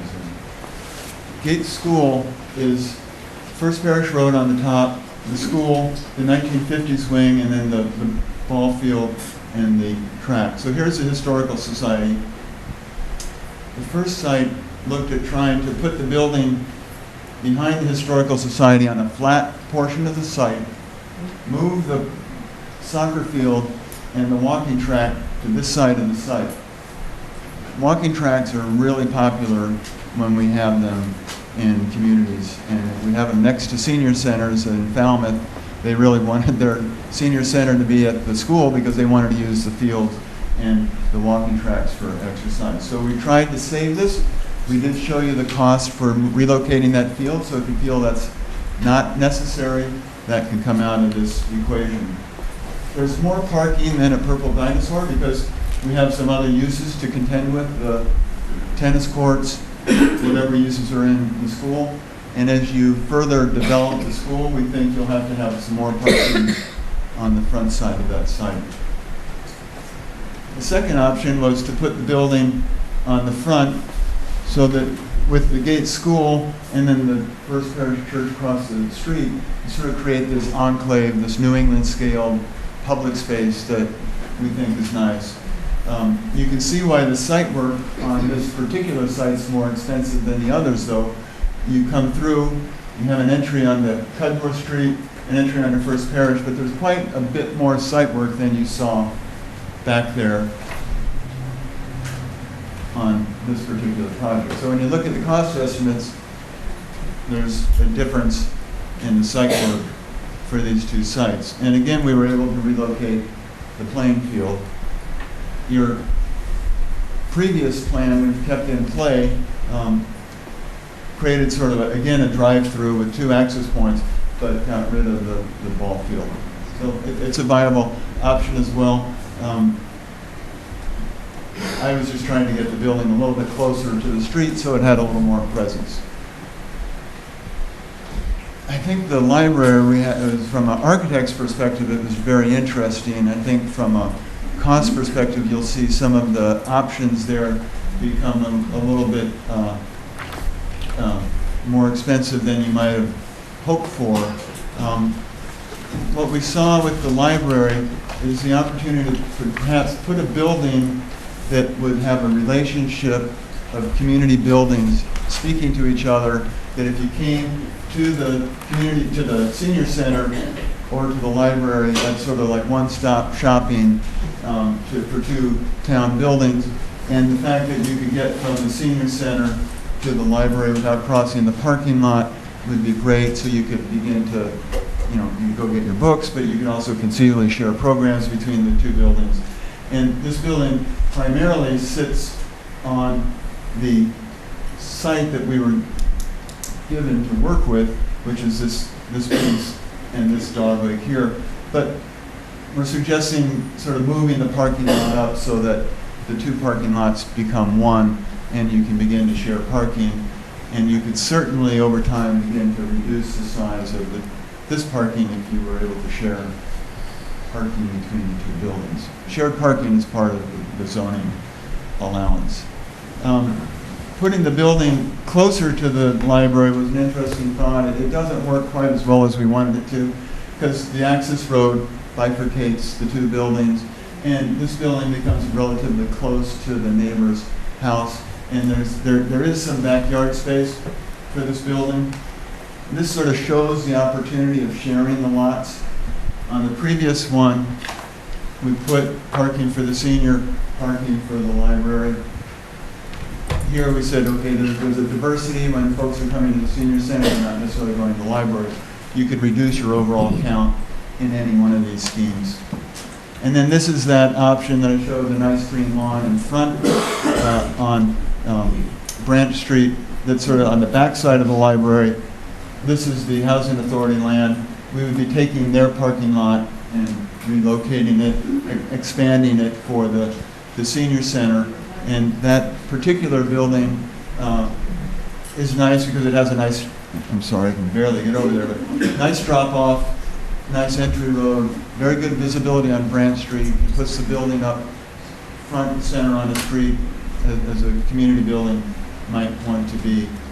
And it doesn't impact any of the work that was just done on the library. The last site is Kent Street. So we have Driftway, Kent Street, New Kent Street. The site really drops off it goes up and then back down here. In theory, from the top of the site, you have really quite beautiful views out to the water, to the golf course on the other side. That particular site is not in a neighborhood development. You have the golf course there, the golf course on the other side. There are some small developments on the north of the property, but it's sort of an isolated site. The first look we had was to try to create one entry off New Kent Street and the other one off of Driftway, so that it's nice to have two access points for public safety. And then this would give you a way to come into a quieter street and then come back up to Kent Street, as opposed to having to perhaps make a left-hand turn out of here onto Kent Street where they have the faster traffic. The problem with this site is that the site drops off so quickly that the grade differential between this parking lot and the building is relatively steep. So the alternative is to set the building at the apex of the hill, so your multi-purpose room has one knockout view, and the parking flanks either side sort of rising up to the building. So instead of parking low and then having to walk up to the building, you can park on either side of the building. And you again have two access points off of 10th Street. The building has ample area to grow. The parking lots have ample area to grow. This is a sort of bigger site. Okay, our traffic analysis, we did the test fits and then we do analysis. The first analysis was traffic, parking. PAR Engineering is a professional traffic engineer. They looked at each one of the intersections, the view corridors. What are the takeaway points? From the Gate School, they really felt that you have limited sight lines when you come out there onto First Parish Road. And when you come out on Cudworth Street, you have that confusing turning movements when you get to the five-way intersection. So it's a nice site. We would have to, if we developed it, think more about the shared parking with how the Gate School gets used in the future. New Kent Street, really their only comment to that was New Kent Street is a higher speed road than some of the other community roads. You'll see that that has a higher parking count than 620 County Way. The reason being is you sort of have to drive to get to Kent Street. There's no opportunity to walk. There's really not a good pedestrian or bicycle system to get there, so we do have a higher count on that site. Country Way is a nice site. People really respect that road. The access point has great visibility. It's more than adequate from a sightline perspective, but their perspective is the parking lot and the building just has no room to grow on that particular site. And then Brant Street, I think the solutions are sort of obvious that I mentioned, the opportunity for shared parking, et cetera. The other thing they brought to the table was the public transportation.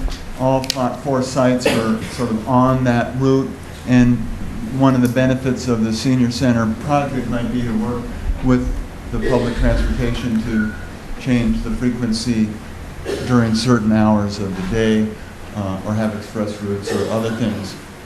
From a utility perspective, and I'm not going to bore you all, there's water at every site, there's sewer at every site except Country Way, which would need a septic system to it.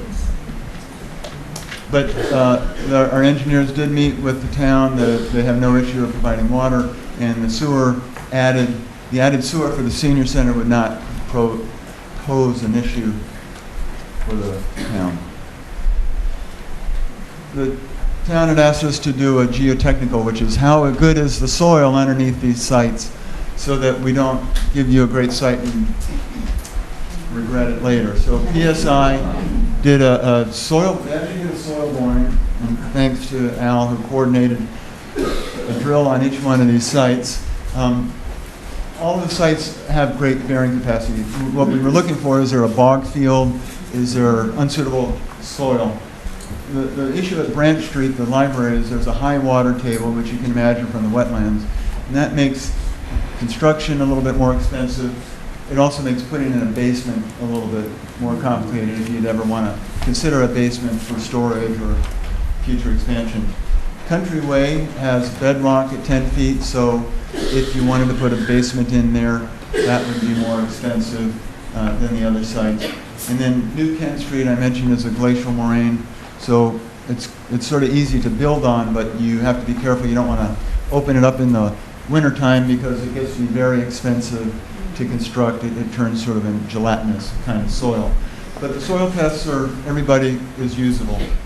Okay, so here's what everybody's waiting for.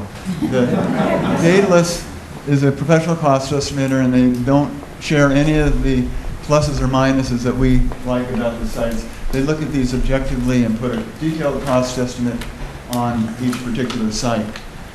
To make it a little bit easier, we took their data and for each project put the building cost, the site work cost, and then what we call collateral costs. If you have to move a ball field at Purple Dinosaur Park, we showed you that because if you don't agree that that cost needs to be a burden to the project, we can have that discussion. So the idea here, I know there's a lot of numbers in that book, but is to take sort of the complexity, show you the key numbers to think about and to have a discussion about, and then it gives you a total construction cost.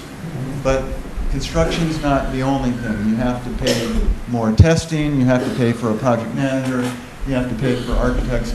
So there are all these other costs that go into making a project, and that gives you, with the contingency, what we call the total project cost. So we try to build in some contingencies because we don't know exactly what you're doing for the design. There's a 10% design contingency in the cost estimate. There's another 5% in these estimates. And then you get to a summary. So the total project cost, everything included that you need to go from today to building this building, 9.7. First Parish Road becomes very expensive because you saw how much more site work there was. And then replacing that soccer field is $1 million in and of itself. If you move it to a different site, it's even more. So why is it expensive? You have to put drainage in, you have to put access to it. So putting a new field in is considerably more expensive than one might think. So those costs are shown on that.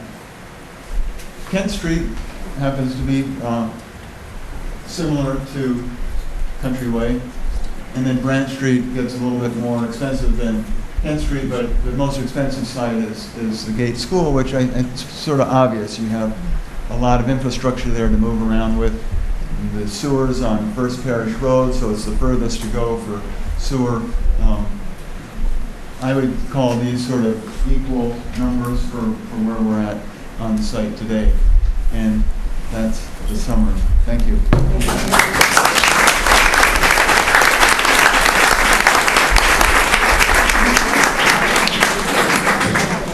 Good job.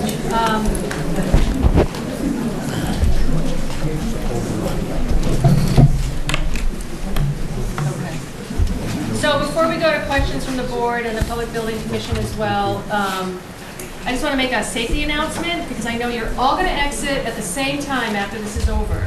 So Chief Stewart would like you to exit on Manlot Road when you leave, not on 3A. Okay, just for safety purposes, so after we conclude with everything, if you could just keep that in mind, that would be great. I will turn to the board. Do you have any questions right now, Mr. Hartman? Thank you, great presentation. Thank you. Sean. Sean? Are all those drawn to scale? Sure. Yes. So they, like the purple dinosaur, that will fit there? Yes. Barely. It fits there with the 15,000 square foot program. And the average was, 75 by 100, 2 stories, issue 15,000? That's correct. Thereabouts? Yes. You did borings, but you didn't do perks? Probably not. You just looked at the material on the ground? Well, when they do the boring, they identify the level of the groundwater. They didn't do a perk test for septic on that particular site. That would be the only site that would need septic. The other sites, they could tell from the soil borings, from a stormwater management, that you would have adequate drainage capacity.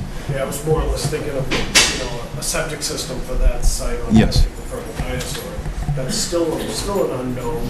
I would imagine that a house could be $40,000 to build one. Well, it's in the estimate for the, And did you look at the idea on the housing authority property? Is there any value to the material that's there? I've never walked the site, so I don't know if there's ledge there, what you're talking about. I mean, Boston Sand and Gravel mined that whole area for many years. There might be value to taking that hill rather than a cost. I could look at that. We'll look into that. Just to his point, one question I came to is the same with the removal of the material, excavating it, and what kind of material, was it fresh material, for beaches to reutilize maybe, or anything of that sort, I don't know. But in any event, I was thinking the same thing, taking it down and selling it and or reutilizing it, repurposing it for beaches. Okay. Any other questions? I have a question. I don't know, I can't answer it. I wish I could. I don't know exactly where, and I was looking for Val Baker. I don't think she's here. Val, you're here? No. Oh, I was looking to see, or ask this, Joel, exactly where the site was that we have the set of plans from about 10, 12 years ago. For the senior center there. That was That's it? Yeah, and from 10 years ago, it sounds funny, but the wetlands have changed.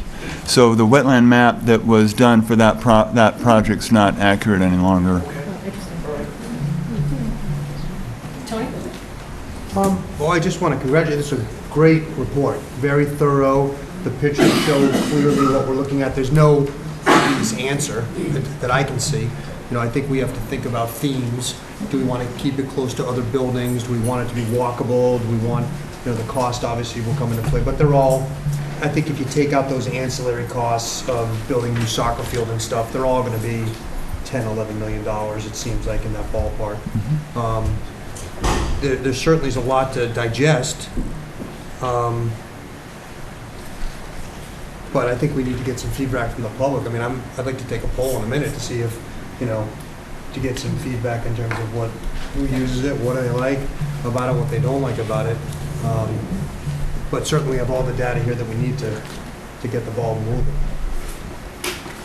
I'm going to hold my questions for a while to a lot of other folks here. Oh, Al, did you want to say first? Yes, the next step that we plan from here is the Council on Aging has asked that the presentation be given to the Council on Aging Board, and then the Council on Aging will hold in a larger venue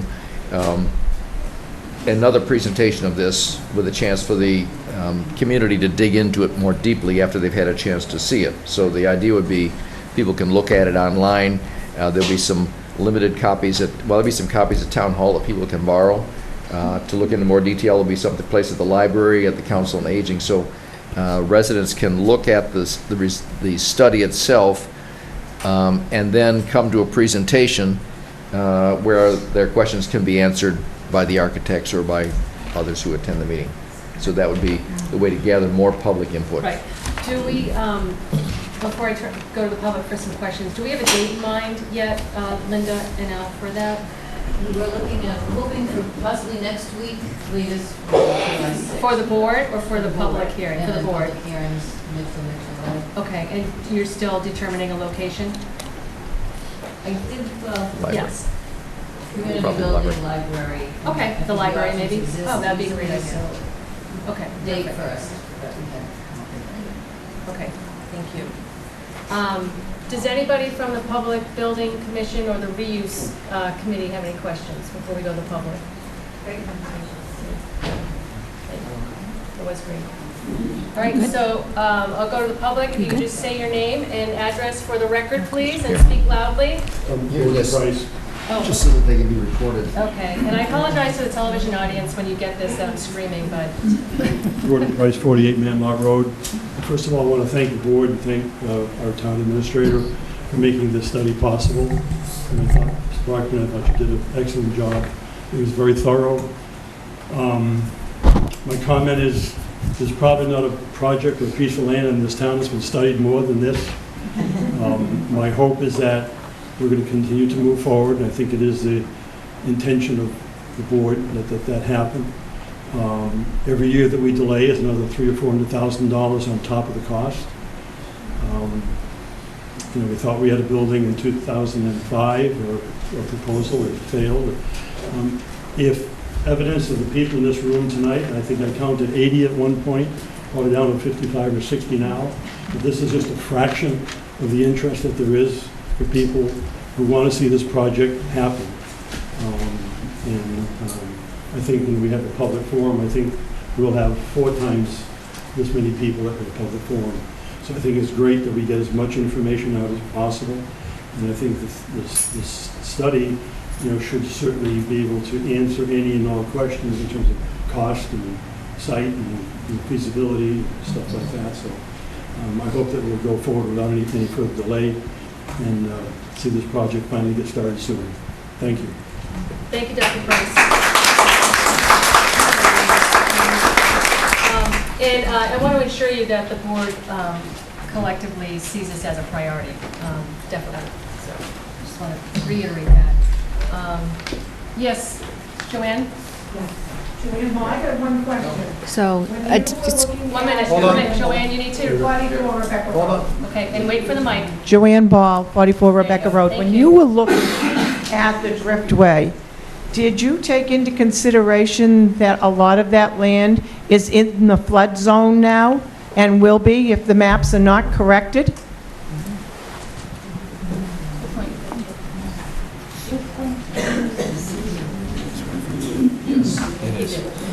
Because it is. Yeah. I got one other question.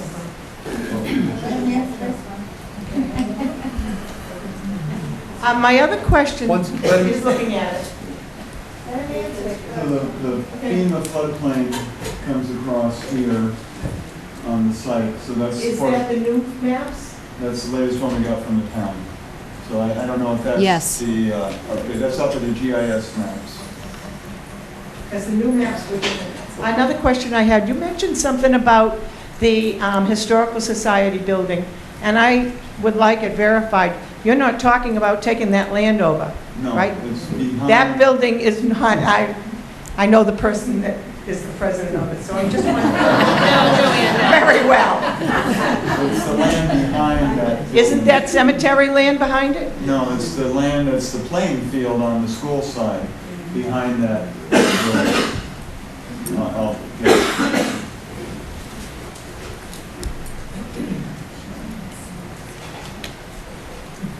It's there behind the school, the old schoolhouse. So So here's the red schoolhouse, it's behind there, that's the playing field, and that's the gate school. It's one option, we're just trying to explore all the options of that site. Any other questions? Al, right behind you? Your name and address, sir. Ed Petersky, 14 Aberdeen Drive. Two quick questions. Were any consideration for reuse of any existing buildings, such as the Gate School or Old Pier 44? It's not part of the study. Not included in this study, sir. We've looked in the past at the Gates building, and that's been evaluated. We have studies on, are those online still? The ones from the old ones? Yeah, that was With regards to Turkey. the Gates with Turkey Turkey Brown. Brown. We've Yeah. looked at both of those sites. I think at this point, the Pier 44 is too small. And then I think the high school, the middle school could be in play, but it's not really the direction that we're looking at right now. And on the library site, as I understand, it's going to be a new senior center building to be constructed. Has that been factored in the site evaluation? Yes, so you're talking about the affordable housing unit that the Scituate Housing Authority and that we all just supported on town meeting floor? Yes, so that was taken into consideration with the Housing Authority. Al's shaking his head, yes, they did meet with them. But in the site development, was that taken? Yes. Al's shaking his head, yes. Right, Joel? Okay. Anybody else? Wow. Well, I can't thank you enough for coming in to hear this presentation, and I hope you take the time to educate yourselves. Wait, before you leave, in 1 I minute. want to ask a couple questions. Okay. So, a quick poll, just raise your hand. What? This is as many people come to town meeting. So, first of all, how many of you use the senior center, the Council on Aging now? Who went this week? About a third? How many people have gone in the last month? Same people? So about half. About half of you about? Is that a fair estimate? We have some over here. Some of you on seniors also. How many went to a town meeting? And voted? Many more, good. And then I know you haven't had a lot of time to digest it, but there's 4 sites. Is there one that sticks out to you in this very, very preliminary stage as one that you like better than others? And I'll say them one at a time, just raise your hand. The one on Old Kent Street by Scituate Golf Course? A couple of people like that one. How about on Purple Dinosaur?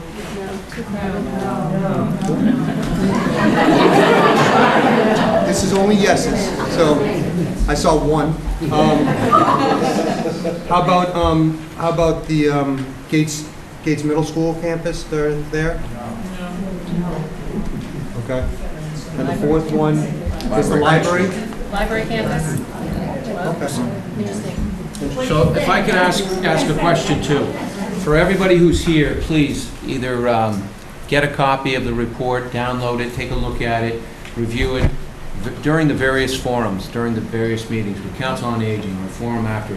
Come with critical eyes, ask questions to say, wait a minute, how can this project work on this site? Take a look at it. And through that process, we hope that it's going to be a very good process, because you might see something that the experts, consultants, the board, Council on Aging misses, all right? And bring those questions through it. And the ideal situation is that we're going to have this discussion in the next 45 to 60 days and get feedback and get moving on this. So take a look at it long and hard, and come back positively, to try to share all the thoughts, concerns, criticisms, positive things that you see, so that we can put something together that's going to really work, that's going to be a benefit, just like the library, just like this building, in perpetuity.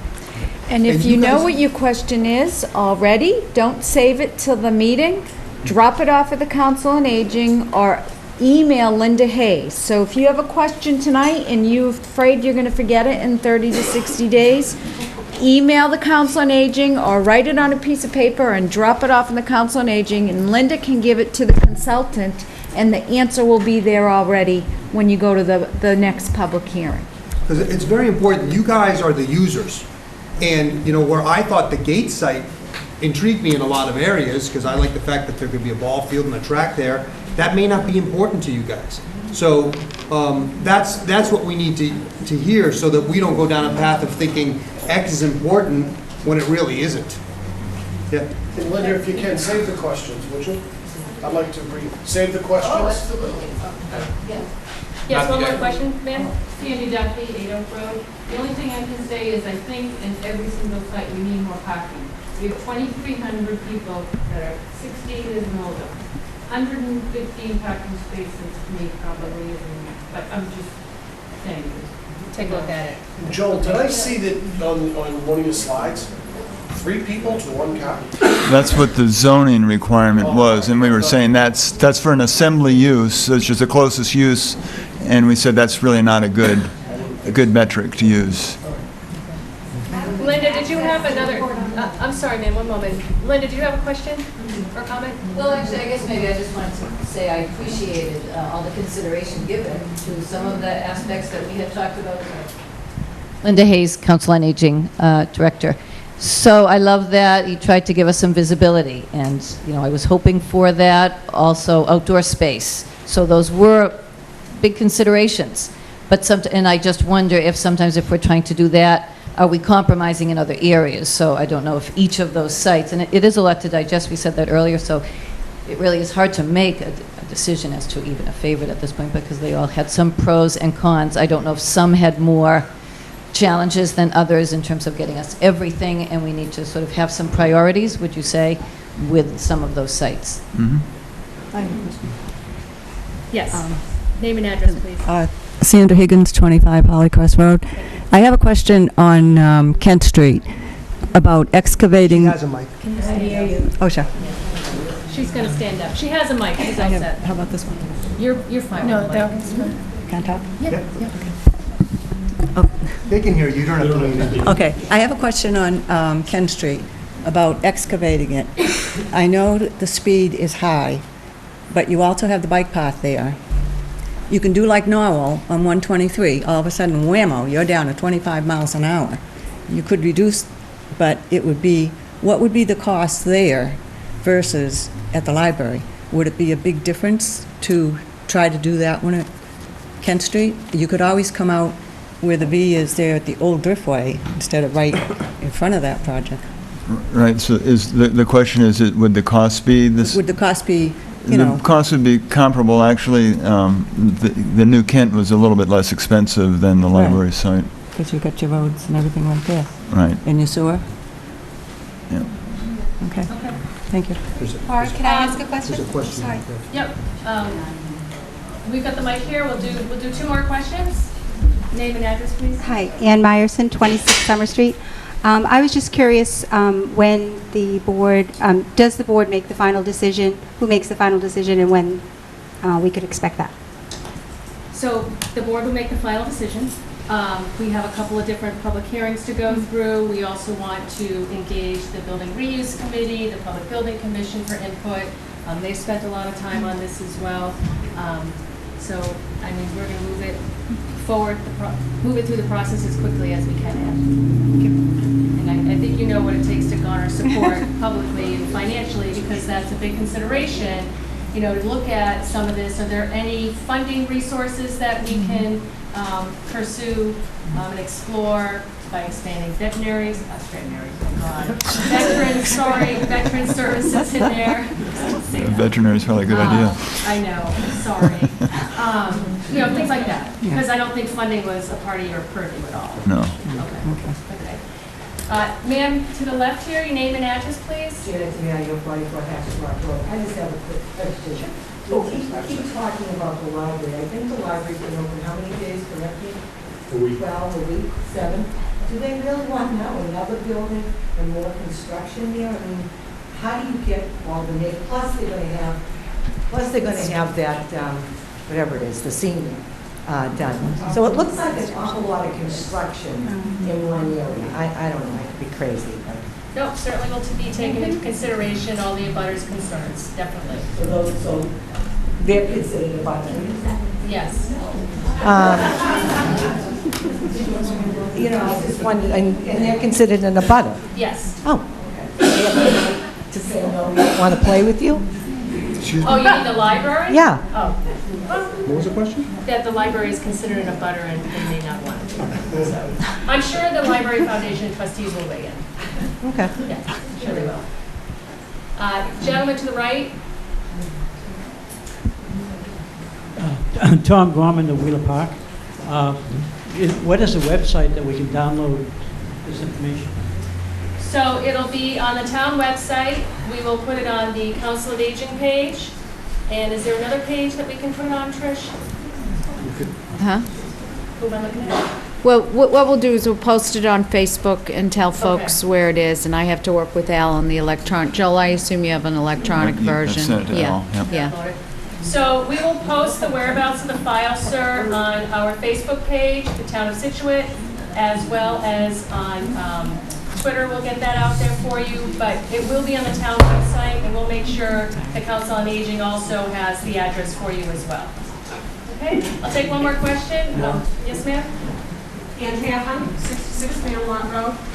The present senior center on Brook Street, I know that is owned by the town, but if that is sold, getting back to the funding, can the sale of that be put towards the funding for the new senior center? It certainly can be considered, yep, absolutely. Thank you. All right. You're welcome. Dr. Price, I'll let you wrap it up since you opened it. Just one comment for Mr. Martin.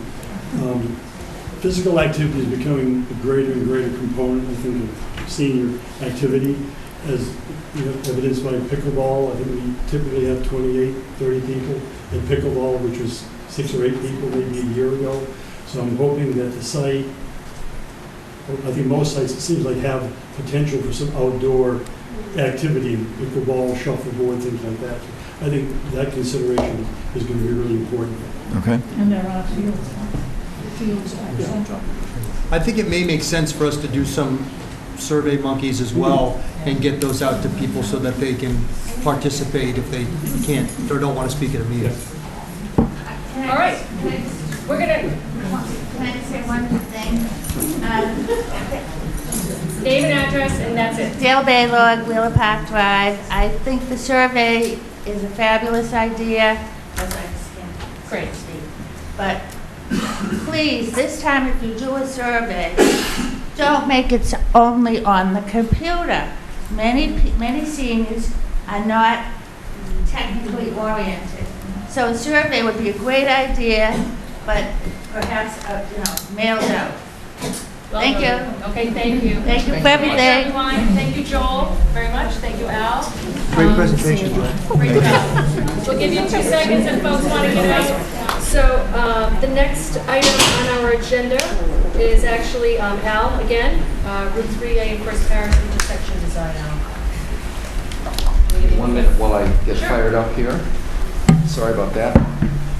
Right on time. Gee, no one stayed to hear me talk. Others suffer from that too, though. It's not just you.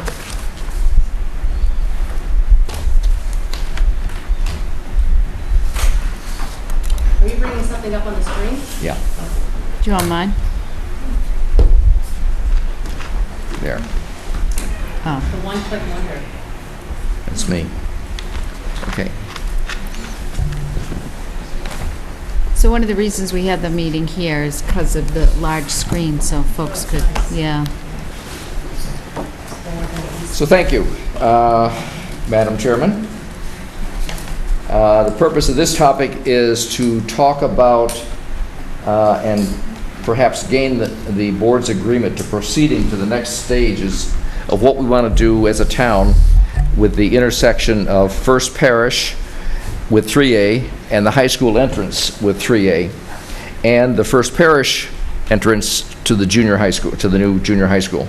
So upon completion of the new Gates Middle School, it's projected that we'll significantly increase vehicular and pedestrian traffic on Town Hall School campus. It'll be quite a large growth. This increase is going to lead to increased frustrations by residents, traffic delays on Route 3A, and an increased number of vehicular accidents in the area, and particularly very difficult for pedestrians to access the campus. The school superintendent and the town administrator last fall jointly commissioned niche engineering to develop a conceptual level solution for the problem. At your meeting on April 5th, you held a public meeting and reviewed 3 concepts. And there was a roundabout concept solution, there was a traffic light solution, and then there was a kind of a hybrid, 1 traffic light, 1 roundabout. The consensus at that meeting seemed to be that the roundabout solution was most advantageous based upon improved traffic flow, reduced air pollution because of cars not queuing, reduced frequency and severity of traffic accidents, and improve pedestrian and bicycle safety. Okay. The road layout was posted on Town Hall outside the hearing room. It's been there since April 6th, drawn a number of comments and questions. The next step would be to to issue a request for proposals from engineering firms to complete the design and engineering and permitting for these changes, and then turn this over to the state as a shovel-ready project. And the funding for the engineering, which is expected to be around $200,000, and we would find out through the request for proposals process exactly what it would be. The engineering permitting phase would need to be funded by the town through either Chapter 90 money, roadwork money. It could be roadwork money in town. It could be a special town a capital plan put together at the fall or spring town meeting.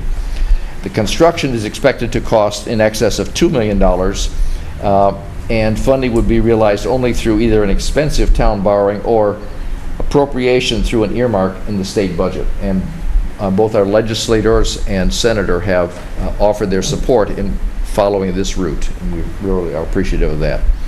So I would recommend that the town issue a request for proposal to that the town issue an RFP so that we can get started on engineering, find out exactly what the engineering cost would be.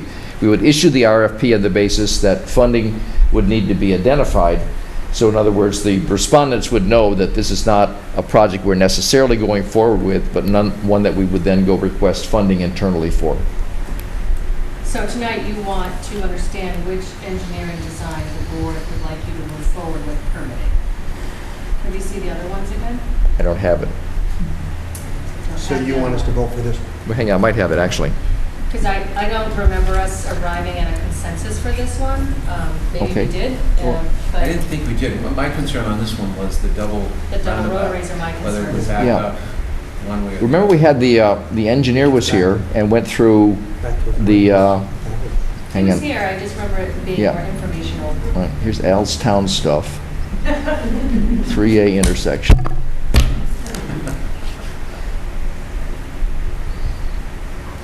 Al, that's a state road. Doesn't the state have to pay for it? Nope.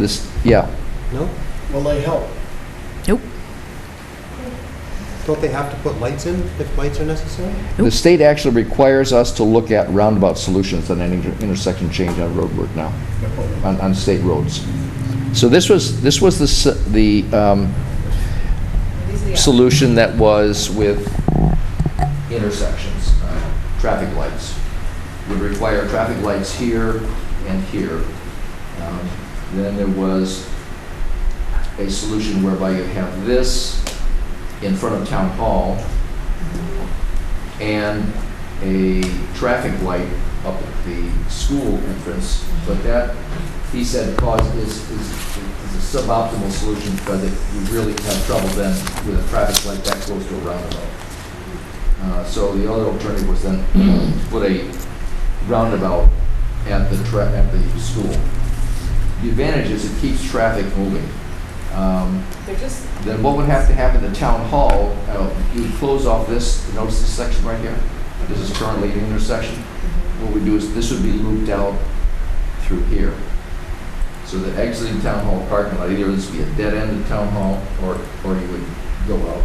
Is that road going to be open behind Town Hall? Because that's what stops the traffic from going straight into the high school. That road is open behind Town Hall, yeah. So you're still going to have backups. You're going to go in there, and then there's going to be with the roundabout.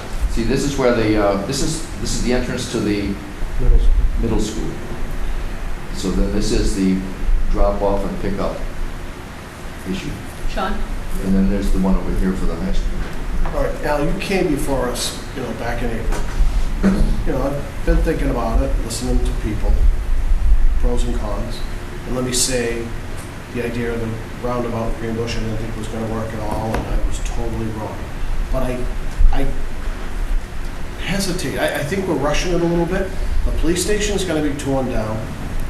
School hasn't started yet. We're not sure if town hall is going to stay there. I would like to just wait a little while. And I know it's going to be a nightmare with traffic going to the new, high school, junior high school.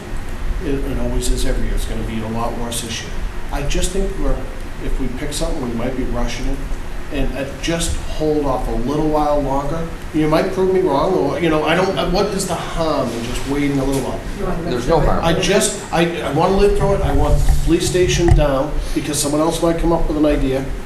And who knows, town hall might not be there for a long time. That can change everything. And, what we're going to do, we're going to have to live with for a long time. So I just want to hold off. I wouldn't be in favor of doing anything right now, other than having this discussion. This is great because people are going to watch it on TV, and they might stop one of us and say, hey, how about this? That might make great sense. That's my thought. Just I'd hold off. Thank you. Yeah, there is no harm in waiting. The study was completed this spring. Right. It would be several years before a solution would be funded by the state, no matter what. So it's not an imminent. And I just don't want to spend any money on. I understand that. On plans, all that sort of stuff, and then table it. Right. Change, That's fine.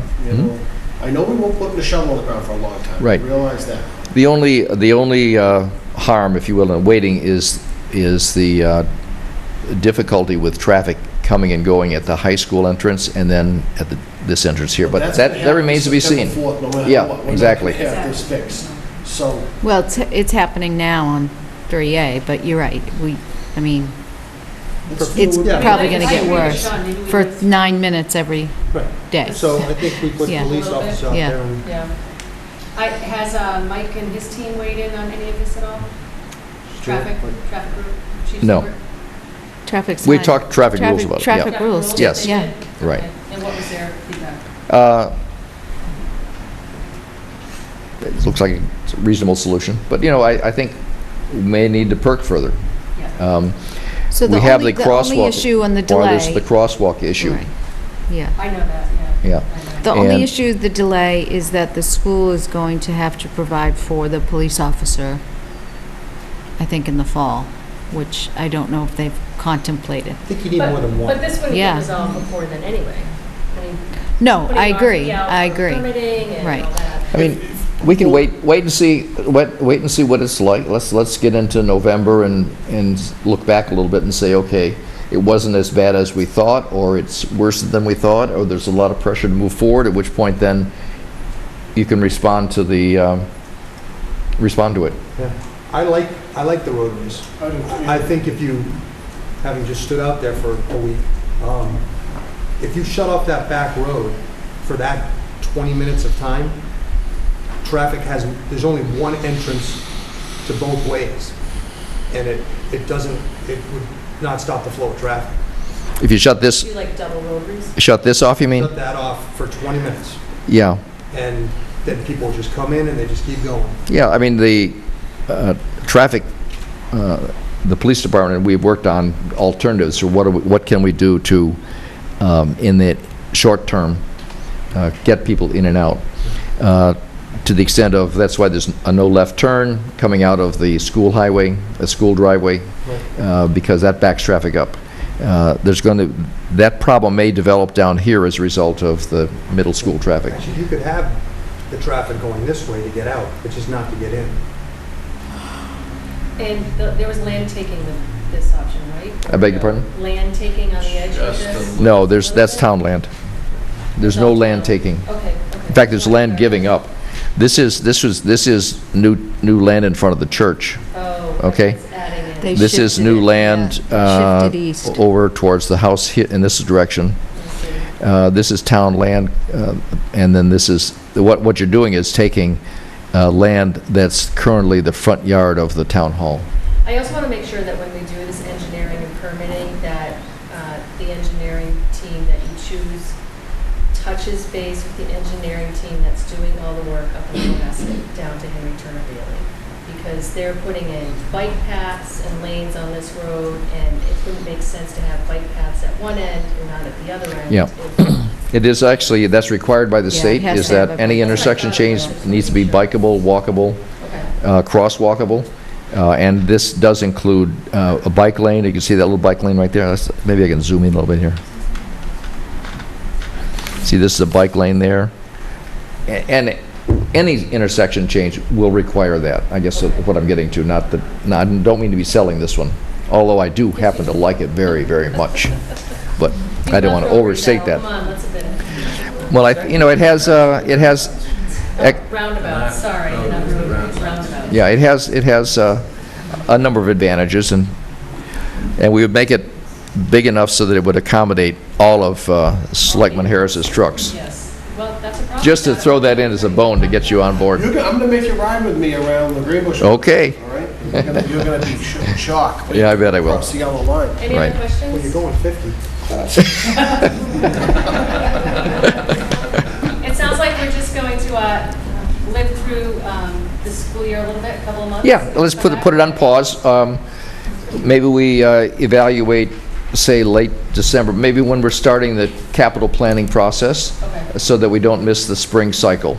And then if you want to put something in the capital plan for it, even though you may not want to spend it, we may decide to put it in the capital plan and put a hold on it. Okay? Did anybody have any, did anybody have questions? Steph? I haven't had a question yet. Let me ask, all right? So before we get to the audience, let me ask you this.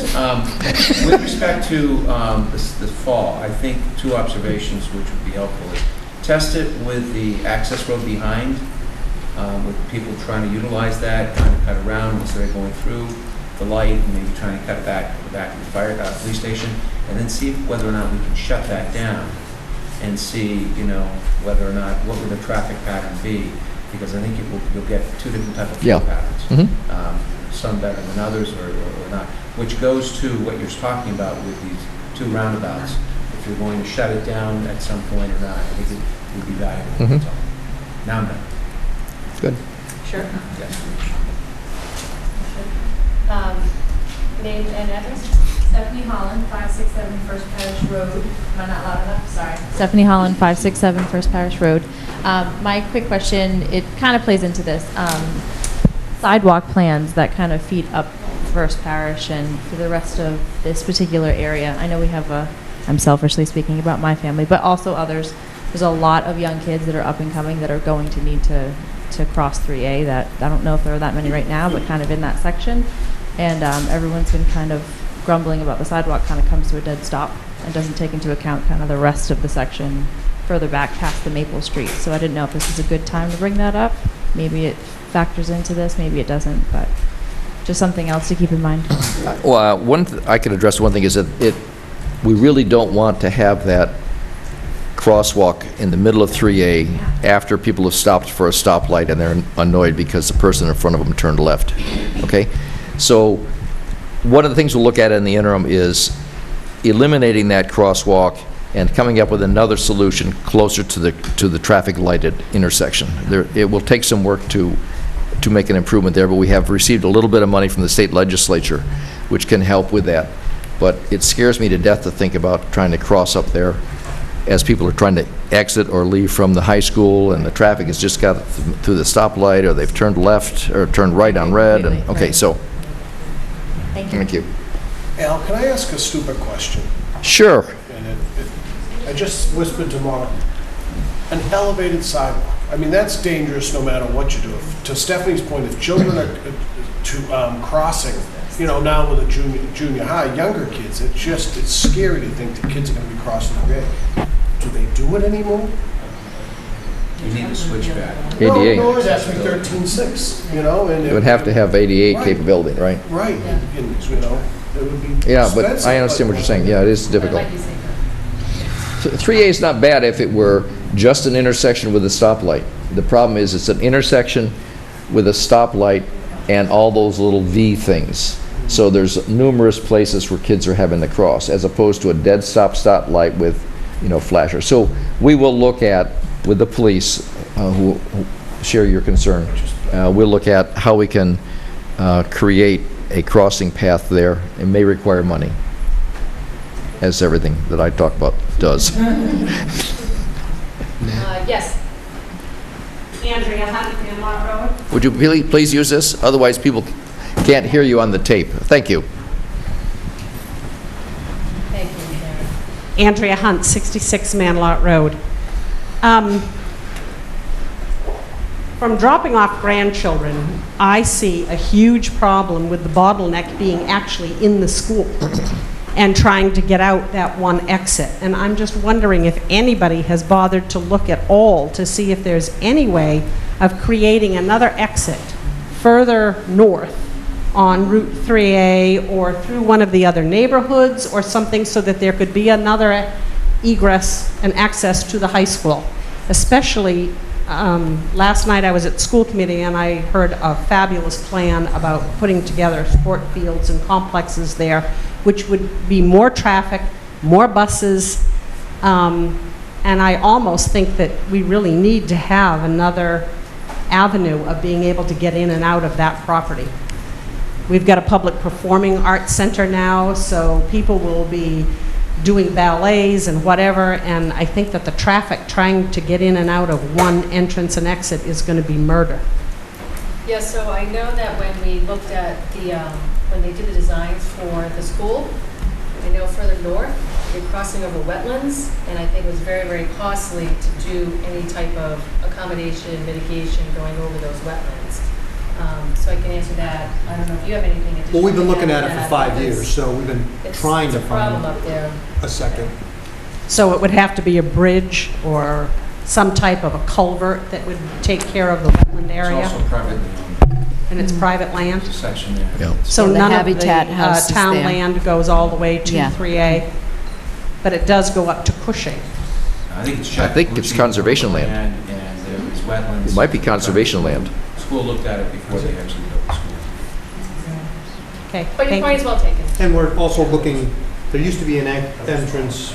Cedarwood. On Cedarwood Road. But that neighborhood doesn't want that flow of traffic, probably can't handle that either. So we are looking, trying to find a solution. That's definitely an obvious problem. Where the buses and everything already go into Cushing, it might be something that could even be done in that area.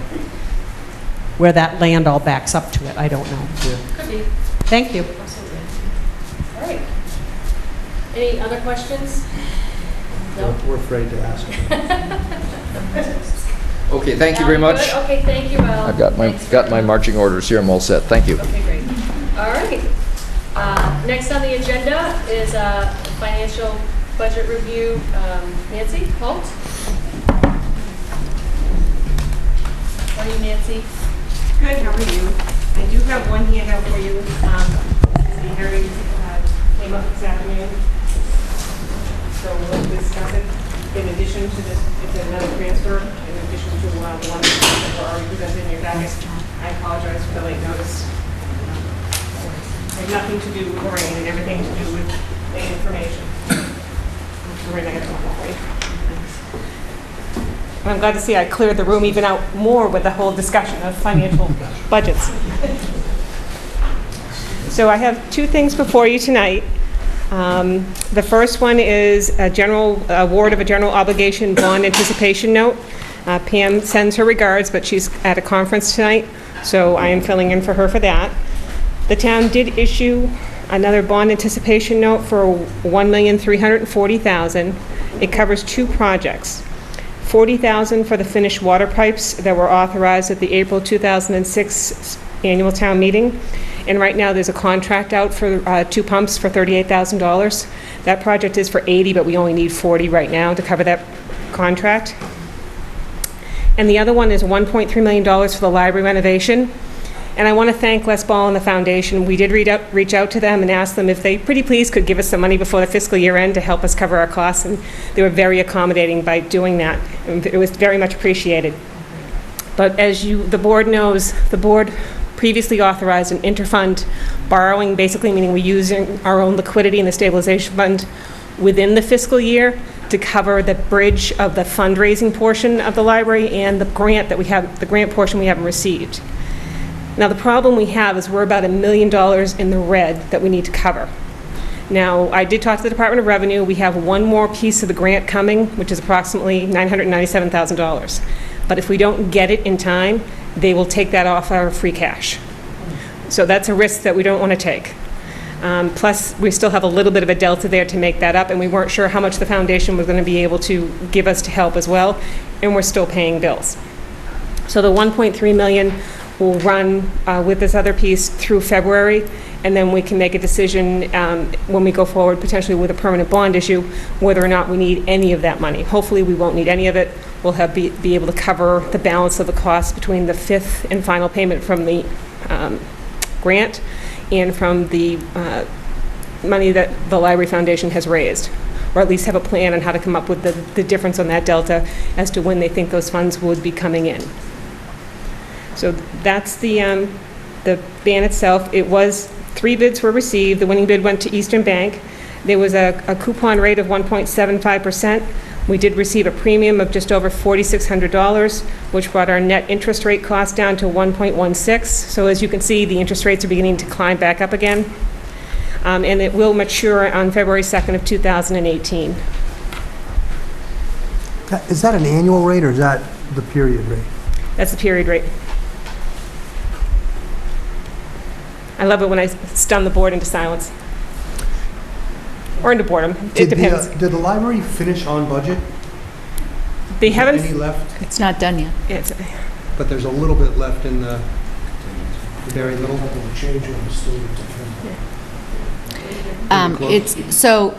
I think at this point it's fair to say that we shouldn't expect that there'll be a surplus balance in the library. There is in the public safety complex. So it'll be close. There's, what do we have, like 50,000 or something left in there? Their last contingency was 36. We're looking at some requests from changes to the lighting, so we're holding that as a reserve. But this building's been open 3 months, and we've done 32,000 in change orders. Yeah, just tweaking, you know. So it's going to be tight, but it'll meet its budget. Motion? Find it. Move to approve bond anticipation note sale of $1,340,000. Second.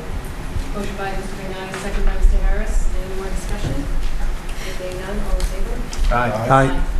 Excuse me, and Mr. Dennehy needs to read the vote of the Board of Selectmen.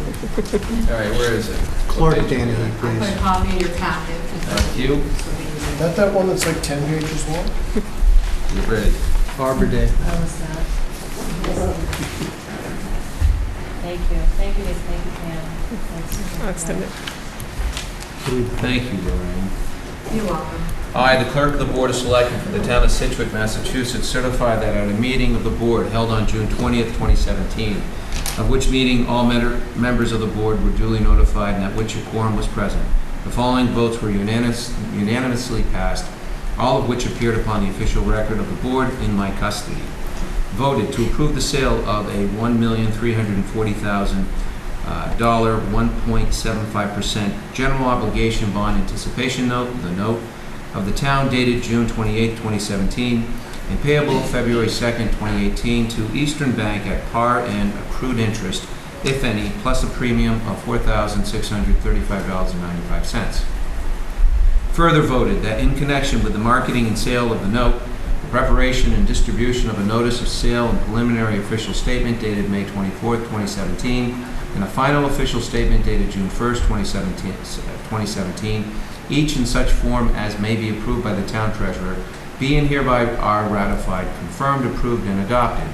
further voted that the town treasurer and the Board of Selectmen be and hereby are authorized to execute and deliver a significant events disclosure undertaking in compliance with SEC Rule 15C2-12 in such form as may be approved by the bond council to the town, which undertaking shall be incorporated by reference in the note for the benefit of the holders of the note from time to time. Further voted that we authorize and direct the treasurer to establish post-insurance federal tax compliance procedures in such form as the treasurer and bond council deem sufficient, or if such procedures are currently in place, to review and update said procedures in order to monitor and maintain the tax-exempt status of the notes. Further voted that each member of the Board of Selectmen, town clerk, and the treasurer be and hereby are authorized to take any and all such actions and execute and deliver such certificates, receipts, or other documents as may be determined by them or any of them to be necessary or convenient to carry into effect the provisions of the foregoing votes. I further certify that the agenda for the meeting, a copy of which is attached here too, was posted on the bulletin board of the town at least 24 hours before the making, in compliance with Section 7-11 of the town charter. I further certify that the votes were taken at a meeting open to the public, that no vote was taken by secret ballot, that the notice stating the place, date, time, and agenda for the meeting, which agenda included the adoption of the above votes, was filed with the town clerk, and a copy thereof posted in a manner conspicuously visible to the public at all hours in or on the municipal building, that the office of the town clerk is located, or, if applicable, in accordance with the alternative method of notice prescribed or approved by the Attorney General as set forth in 940 CMR 29.03 2B, at least 48 hours, not including Saturdays, Sundays, and the legal holidays, prior to the time of the meeting, and remain so posted at the time of the meeting, that no deliberations or decisions in connection with the sale of the note were taken in executive session, all in accordance with general laws, chapter 38, sections 18 through 25, as amended, dated June 20th, 2017, signed by me, the clerk of the Board of Selectmen. Thank you, Mr. Denny. Nancy? It seems to be in order, thank you. Your next item? Your next item, right? Did you take the vote? Sorry. Yes, we did. It was so scintillating, just listening to John's sonorous voice. Yes, we took the vote and then John read. We gotta get like a fireside novel reading, Yes. you know? Proclamation. Put it on Stacey. There you go. Hey, is that the novel reading? Okay, so the next item on your agenda is the fiscal 17 year-end budget transfers. The one that was in your packet, I'd like to go over first, if that's all right, Madam Chair. It was a request for two transfers. The first was a transfer from the streetlight account, which has a current available balance of $53,899, to the contributory health insurance account, and this would finish funding the PEC mitigation agreement that the town reached with its employees to migrate from the Mayflower Municipal Health Group to the Maya Health Trust.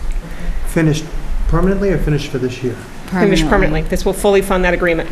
We could have funded it over 3 years, but we wanted to eat it and get it done. Want a motion on separately? If you wouldn't mind. Sure. Move to transfer 6,600, am I supposed to be reading something specifically, or can I wing it?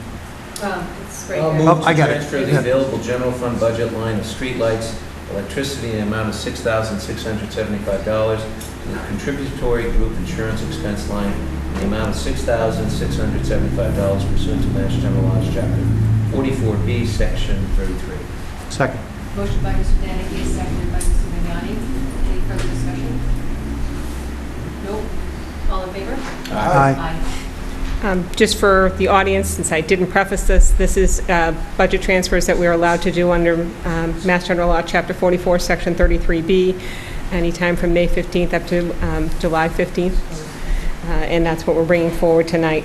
And the second transfer that you had in your packet for consideration would be to transfer the unused portion of the reserve fund, which currently has an available balance of $84,281, transfer $84,000 of that to the OPEB liability.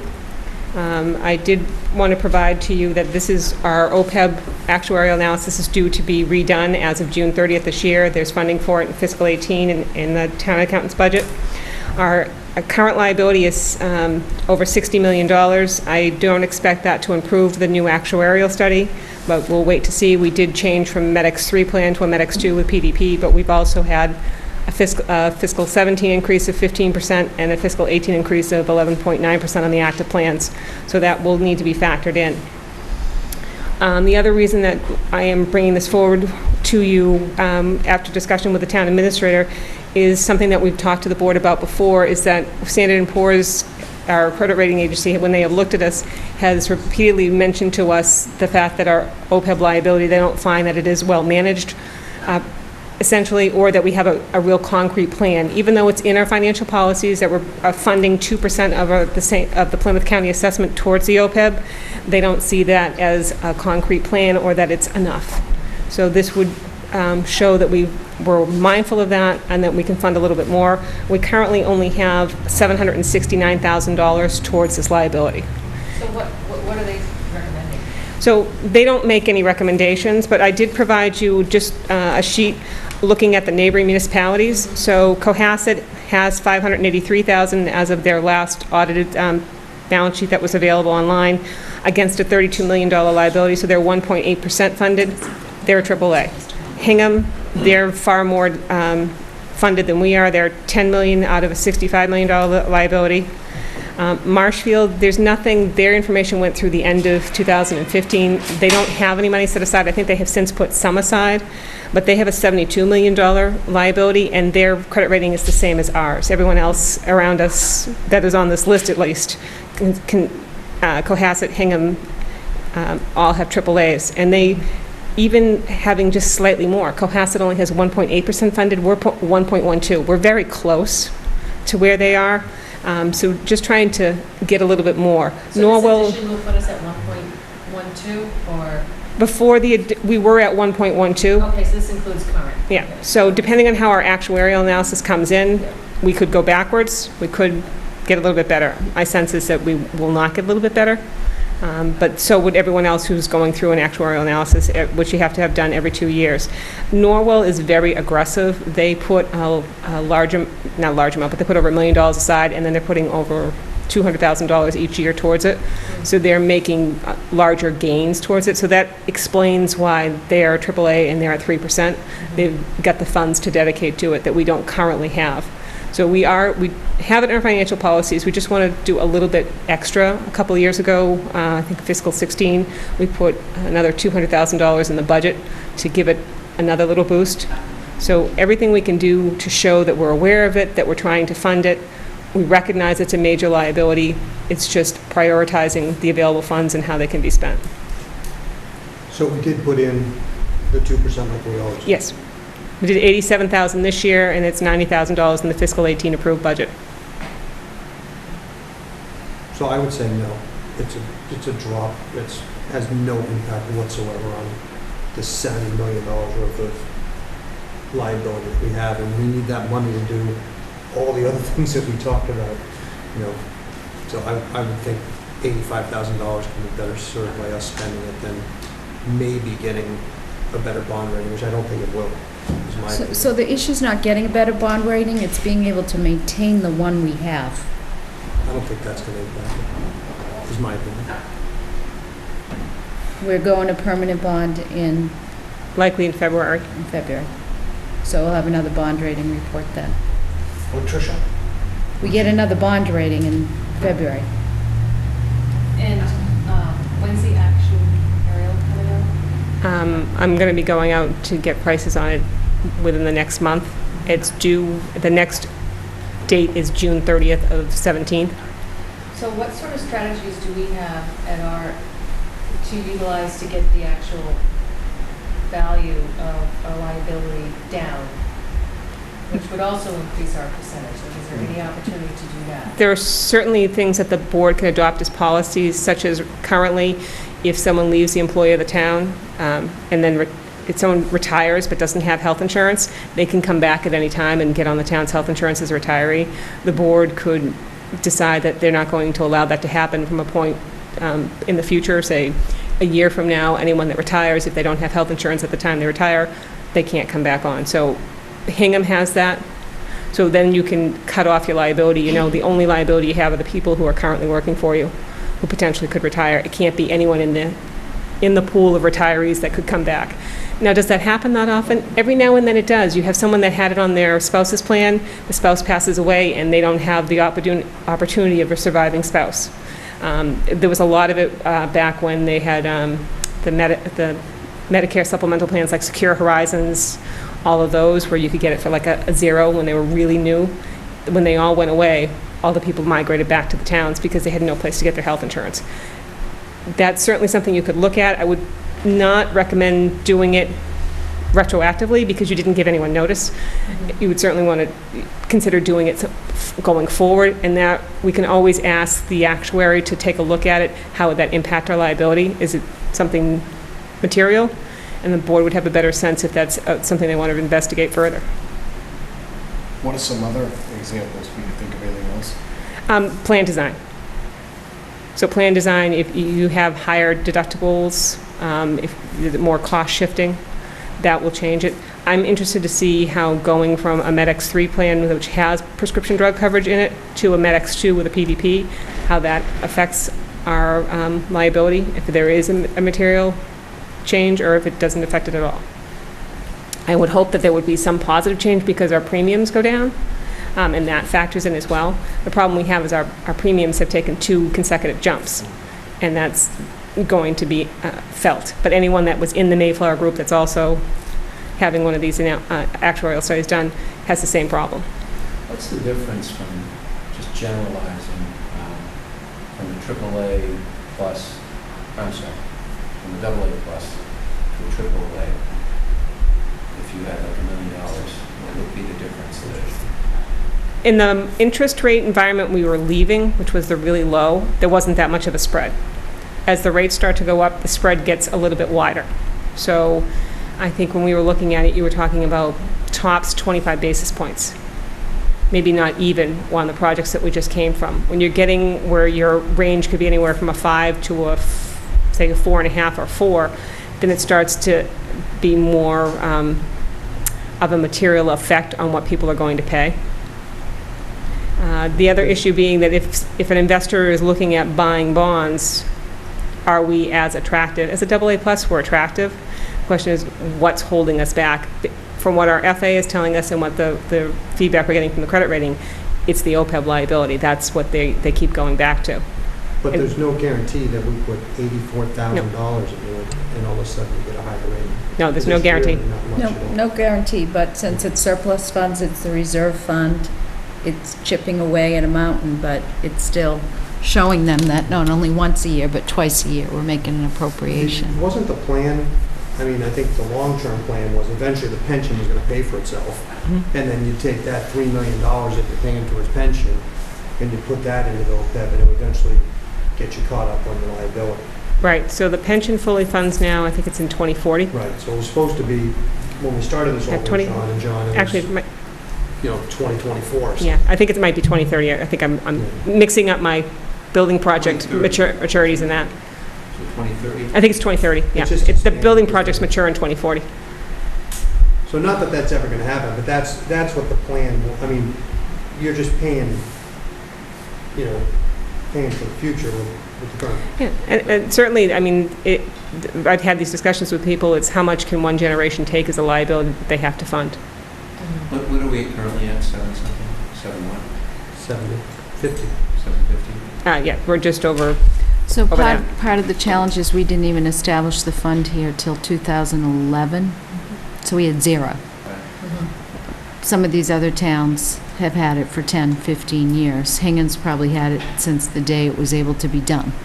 Actually, some towns passed special legislation like Needham to be able to do it before the state universally passed it as a requirement.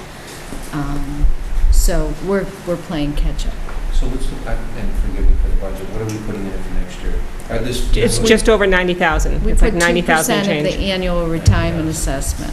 So if we put the amount in now, we're at 830, add another 90 for next year, that would put us at 920. I'm only asking because it seems as though that, Norwell's at 1 point, probably 2 million right now. And it seems like if we get close to $1 million, I don't know whether that has an impact on the rating.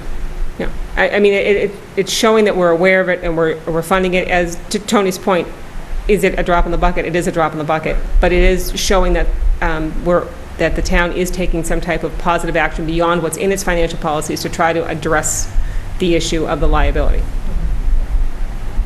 It's not liquid either, is it? Is it liquid? No. No, it's not liquid. And that's one other thing that we certainly want to look at is the board accepted a trust fund agreement for the trust so that it would meet the irrevocable status, and investing that potentially in the PRIT fund is something we want to come back and revisit with the board, because that seems to be having a positive impact with the rating agencies as well, to show that there is an active investment policy plan for the funds, regardless of the amount of the funds. The only reason why I mentioned it is because I'm saying, okay, we get it up to 8:30, maybe it's at 9:20, at some point, if we go out, not just for February bonding, what we were just talking about, but any future project like senior center, if we're able to kind of, depending on when that's going to hit, it could be this year, around the time, next year, the year after, or whatever, the next 5 years, if we keep continuing to put it there, when we hit that triple A status, and that would have a huge impact on the interest, that's all. That's what I'm thinking. And I don't have a crystal ball. I can't tell you that this would be the thing that would do it, but It's not like, it's, because the value's gonna go up, health insurance is going up. So when they do the actuarial, it's gonna go up millions of dollars, I would guess. Wouldn't you? I would agree that it's going to go up.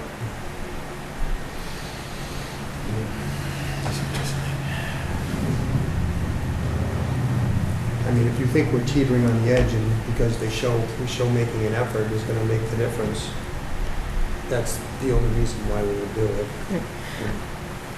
I think everything that we do to show that we're aware of a liability and we're attempting to fund it is a positive, whether or not in the scheme of things they'll find that $84,000 was enough of a positive. Well, we are, because we put 2% of it in every year, so it's not like we're ignoring the liability. Right. Anyway, that's my opinion, you guys decide. Any further discussion needed? No, probably not.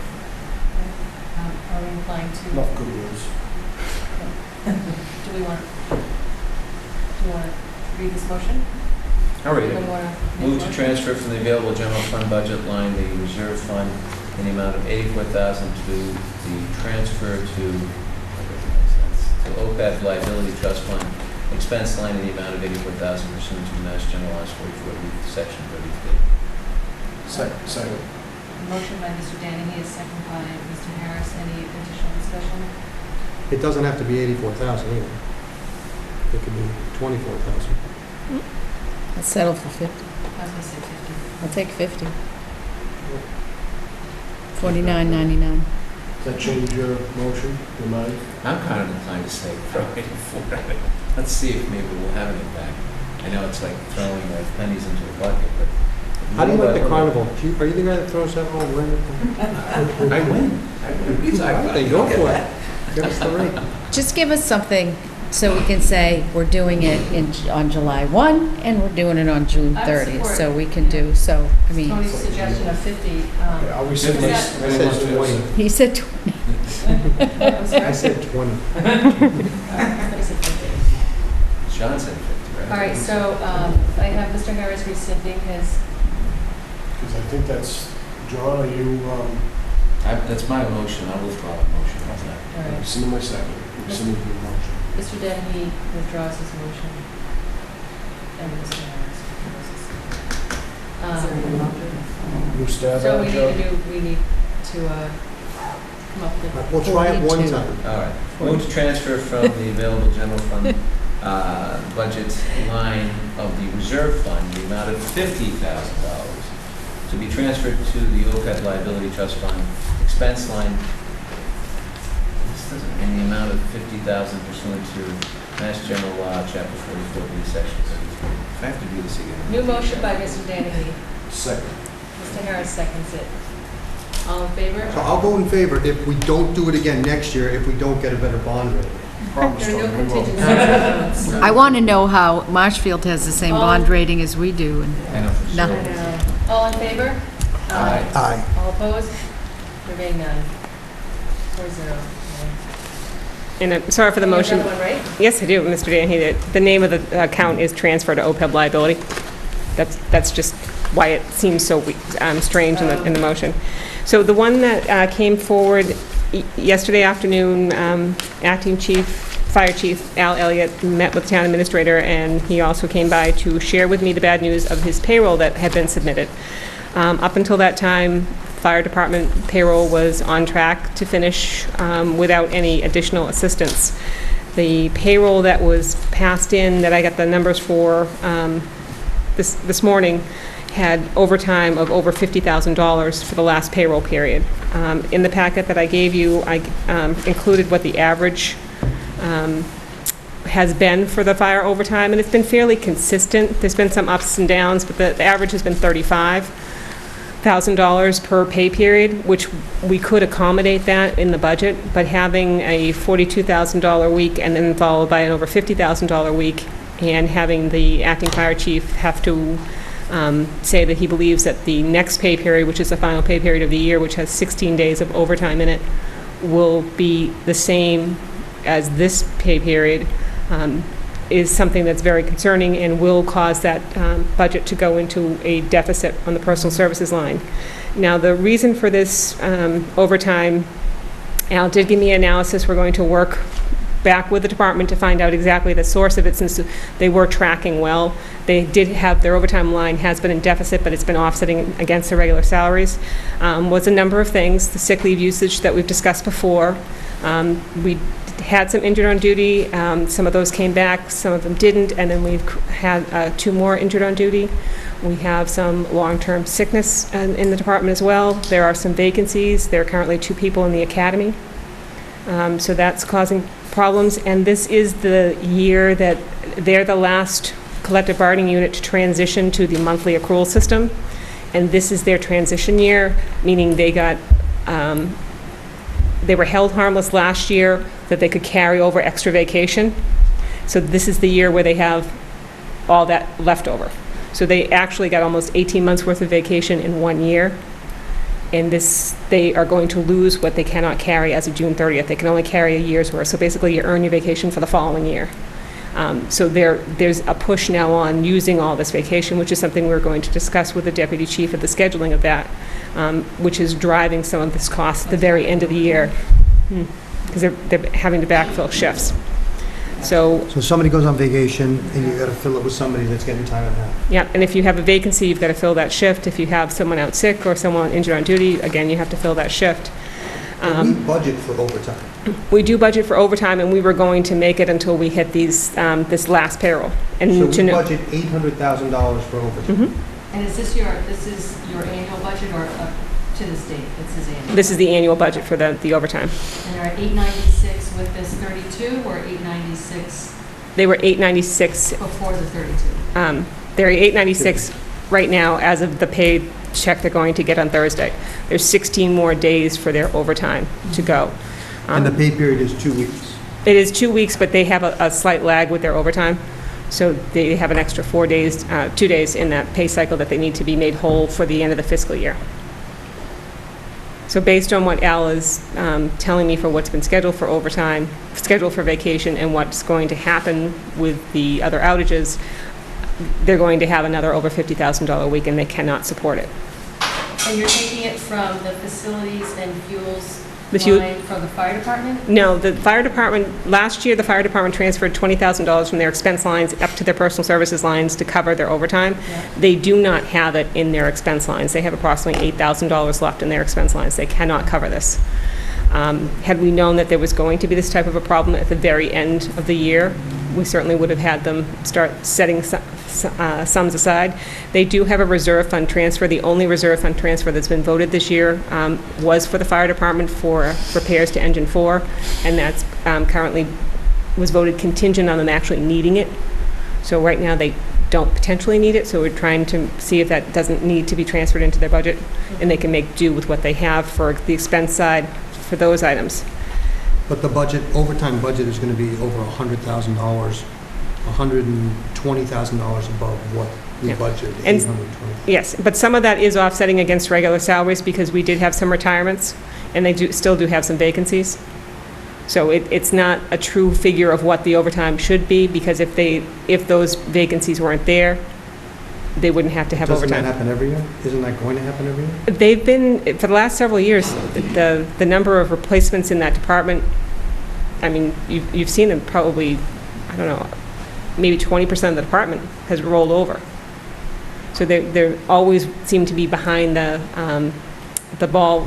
curve in trying to get their positions filled. And even if they hire someone, they still have to send them off to the fire academy and then get them back on the floor, train them on the floor, and then they can have them as a full working person. So it takes upwards of 9 to 12 months to really get that person up and going when you have a vacancy that becomes available. The police has had the same issue, but they're almost at full complement now. And have never had a reserve fund request. No, they've been for able to, the overtime. police have been able to manage theirs. So the motion that is before you, Al's estimate for what he thinks his final payroll is lower than what I think it may potentially be. So I'm requesting that if you decide that you want to move forward with this tonight, you could also postpone it to your next meeting, is to do a not to exceed of $32,000, contingent on the additional information being provided by the acting fire chief as to the causes in these last 3 weeks, 3 pay periods for this overtime to have gone to this level. It is what it is. I was gonna say, we have no option. Yeah. Right. You could postpone it to your July 11th, I think it's July 11th meeting, and then have an actual number, but the advisory committee is going to meet in between your 2 meetings, so then they would have to have another one. If I have a not to exceed, if it's less than the worst case scenario I have, great, then I won't have to transfer more than that. That seems reasonable. Any other questions for Nancy? Sean? No? Do I have a motion? Move to transfer the available general fund budget line of facilities, fuels, and lubricants in the amount not to exceed $32,000 to the fire department overtime line pursuant to Mass General Law, Chapter 44D, Section 33, contingent on more information being furnished as to the cost of the additional overtime. Second? Motion by Mr. Harris, second by Mr. Danahy. All in favor? Aye. Aye. Thank you. Thank you. Sorry, I didn't quite mean to be quite the agenda time suck on that one.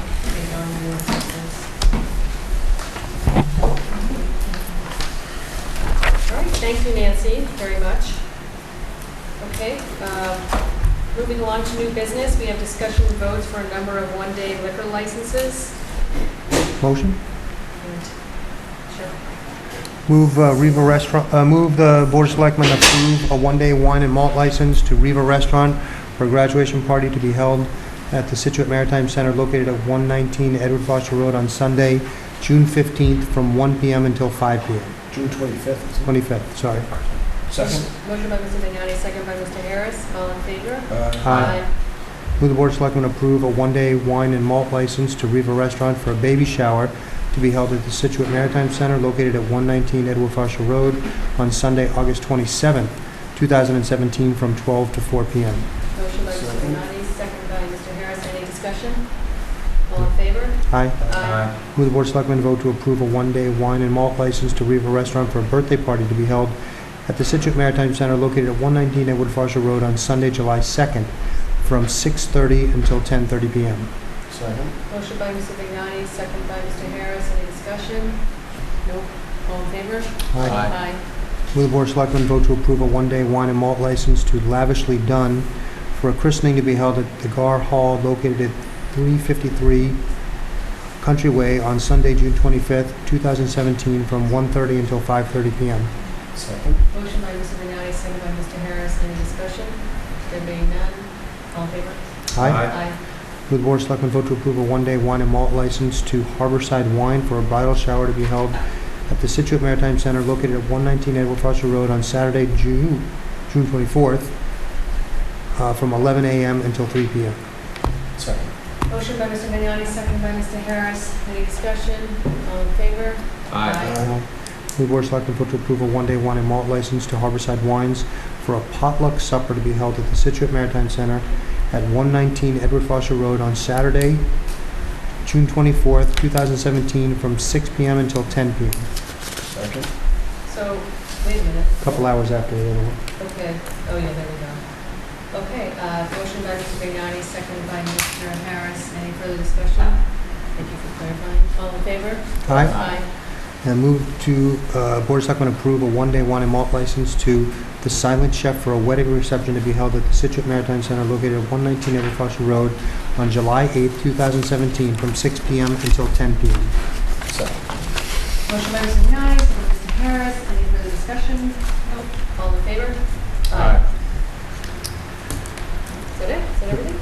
One more. Okay. So they have another one for 5 blank one-day malt and liquor licenses for the Scituate Maritime Center. So what's this, can I just ask, what's this for, Lorraine? Why do we do This this? is for situations that arise frequently for a memorial service, for example. Oh, okay. That we need a one-day wine and malt for their memorial service on, within a week before a selectman meeting. So we We do it keep all about the time. 5 on the list for those emergency situations. And they'd be approved caterers on your list. They'll be approved, they would follow all the guidelines. Right. And all the They have the hours. insurance and all of that, yes. All right. Move to approve 5 blank one-day wine and malt licenses for the Scituate Maritime Center. Second. Motion by Mr. Vignani, second by Mr. Harris. Any other discussion? There being none, all in favor? Aye. Okay, thanks, Lorraine, for putting all that together. We have a hawker peddler license renewal for the hot dog, JP's Hot Dog Express. Doesn't he go over by the lighthouse? He's by the lighthouse, right? Would the Board of Selectmen approve 2017 hawker peddler license for JP Hot Dog Express? Do I have a second? Second. Motion by Mr. Vignani, a second by Mr. Harris. Any other discussion, Mr. Danahy? No. All in favor? Aye. Okay. And then we have a final executive action request to appoint some additional election poll workers for the town clerk. Got some names here. Move to appoint the following election workers for a period of 1 year or until a successor is named. The people's names are Thomas Edwards, Julie Chapman, Bob Chesia, Martha Cook, Susan Frankel, Kim McGill, Michelle Morrissey-Smith, Irene Murray, Gretchen Ornberger, Penny Scott Pipes, Michelle Sherry, Amy Sheridan, Allison Short, Doug Smith, and Kathy McGowan. Second. Motion by Mr. Vignani, second by Mr. Harris. Any discussion? There being none, all in favor? Aye. Aye. Thank you to those stepping up, a lot of their names there. Okay. Correspondence, I think we have a couple. Yeah, we do. We actually have a letter from the Association of State Floodplain Managers, Inc., drafted to Patrick Galvin, saying, "Dear Mr. Galvin, we are pleased to inform you that one of your staff, Nancy Jerfy, has successfully completed the process and examination to become an ASFPM, Certified Floodplain Manager. And the ASFPM grants the certification only to those professionals who meet specific requirements and complete a comprehensive examination on programs and standards to reduce flood losses here in not only the Commonwealth but the nation. More important information about this program is accessible at their website, www.floods.org. And that's signed by a Chad Guinness. Also, we have an email from, I believe it's Elizabeth Joseph, basically resides on First Avenue, and she was writing to say to Sean McCarthy and Mary Sprague of the DPW, thank you so much for all you, for all you both did to make sure the First Avenue part of my property is cleaned up. It looks so good, thank you. I now have to figure out how to water the lawn and seed it. This was done over the Memorial Day weekend. In particular, they were completing the installation of the water main, like some of the other streets, and they just wanted to say thank you very much because the DPW was very accommodating to help them out. A second letter we received, or actually vis-a-vis emails from Mr.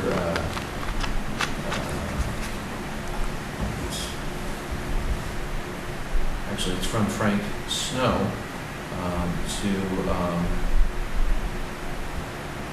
Derek O'Leary. He basically said, Derek, I walked the Hubble Trail late yesterday. You and the Scouts of Troop 7 have done a fantastic job. I know the last piece of this trail was not easy, and I'm sure all of you worked hard to get this done. Thank you very much for your hard work and for your diplomacy with the neighbors on this end of the trail. And we're working on trail and creating trails in the west end and all the area that's conservation. And so Frank was saying thank you very much for not only Mr. Derek O'Leary, but the Scouts of Troop 7 for doing such a great job. And that's it for correspondence, Madam Chair. I want to add two, sorry. No, go ahead. I just want to, Rich Minier also spent some time cleaning the trails up on Ellis Estate this past week, so I want to thank him publicly as well. We have a lot of folks that do that for conservation land. And while we have Troop 7, that troop is remarkable, and I would like to consider if you guys were bringing them to a meeting to commend them. They must have more Eagle Scouts than any other troop in the area. I know we've all gone to a number of those ceremonies, and I think it would be nice to bring them in and do a great job. We don't miss one, right? Yeah. Yeah, we all try to attend. Yeah. No, I was just going to say that to Nancy's accomplishment here, I was going to ask Tricia, how involved was it to get this? But just every time I turn around, and she's just doing her job. And, shoot, something in her file. Something in her file. Might be a good idea. I don't know how you guys feel. But, millions of things, right? Yeah. So, yeah. Well, we can ask, I think, was that the weekend that Nancy spent in DC getting that certification? I know she went to a class down there. This is a different one. Oh, really? Wow, yeah, she does spend a lot of time making sure she's certified. And who's going to benefit from that? The individuals, the towns, the residents, and Thanks. grants and things like that, or non-interest loans. Tricia, can we put something in Nancy's file for this latest accomplishment? Sure, Laura Harbottle achieved it as well. We just haven't received her letters. They attended school for a week to do it. So, yeah, happy to do that. That's why I included it in your packet. Okay. Great, thanks. Approval of the minutes? Oh, wait, so we need to wait for Lorraine to come back? Huh? Approval of the minutes, we good? Well, she put us today. Move to accept and not release executive session minutes for April 4, 2017, since the matter discussed is still pending at this time. Second. Second by Mr. Harris. All in favor? Aye. Aye. Move to accept and not release executive session minutes for June 6, 2017, since the matter discussed are still pending and at this time. Second. Motion by Mr. McKnight, second by Mr. Harris. All in favor? Aye. Aye. Move to accept the meeting minutes for Board of Selectmen meeting held June 6, 2017. And second as well. All right, motion by Mr. McKnight, second by Mr. Harris. All in favor? Aye. Aye.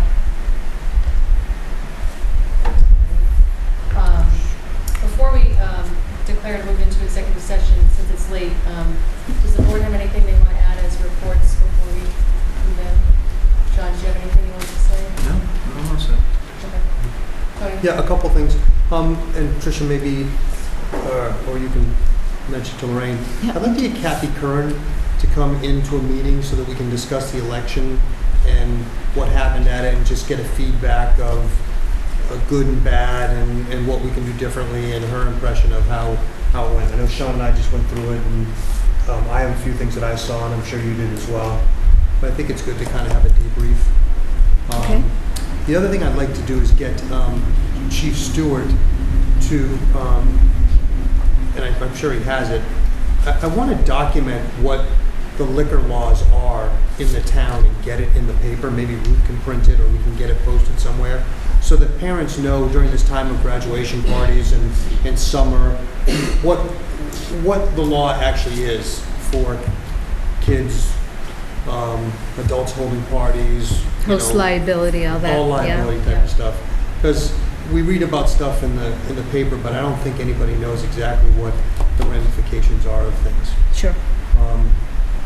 And the only other thing that I have to comment on, I went to school committee meeting last night. As Tricia mentioned earlier, there was a very nice send-off for Superintendent McCarthy.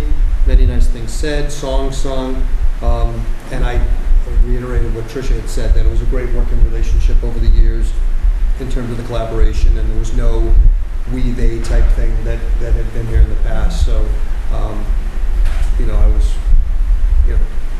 wished him the best of luck in his retirement, but was thankful for the job that he did with us.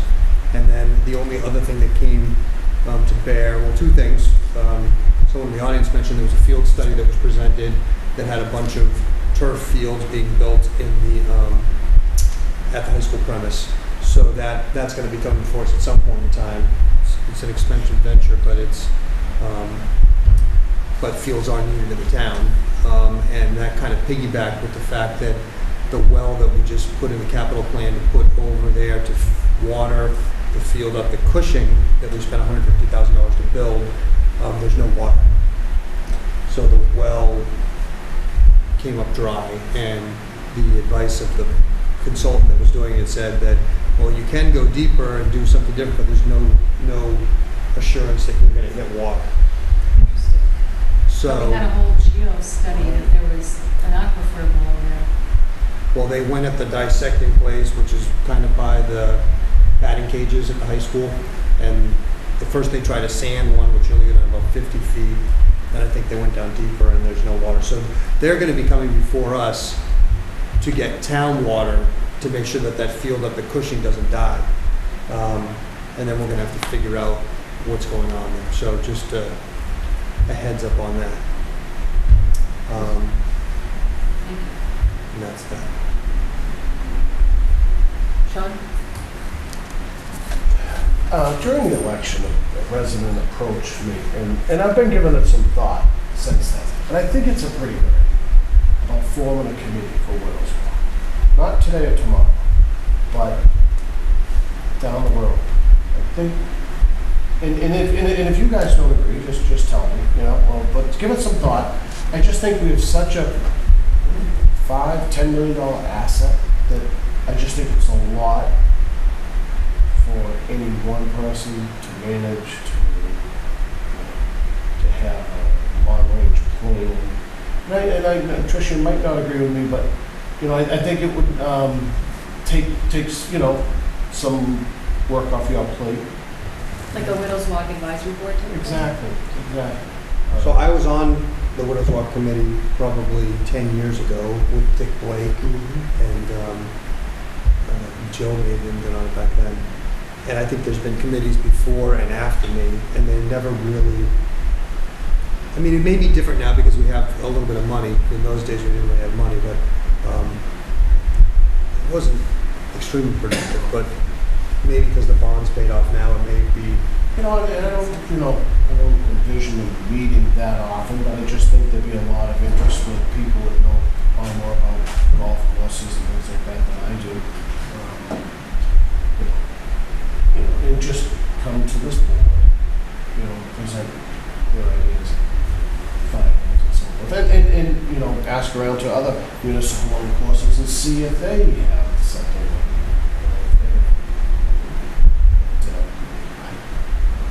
I think it sounds like a pretty good idea. There's a lot of directions we could go, and Tricia just informed us how we have to deal with the irrigation before we do anything else.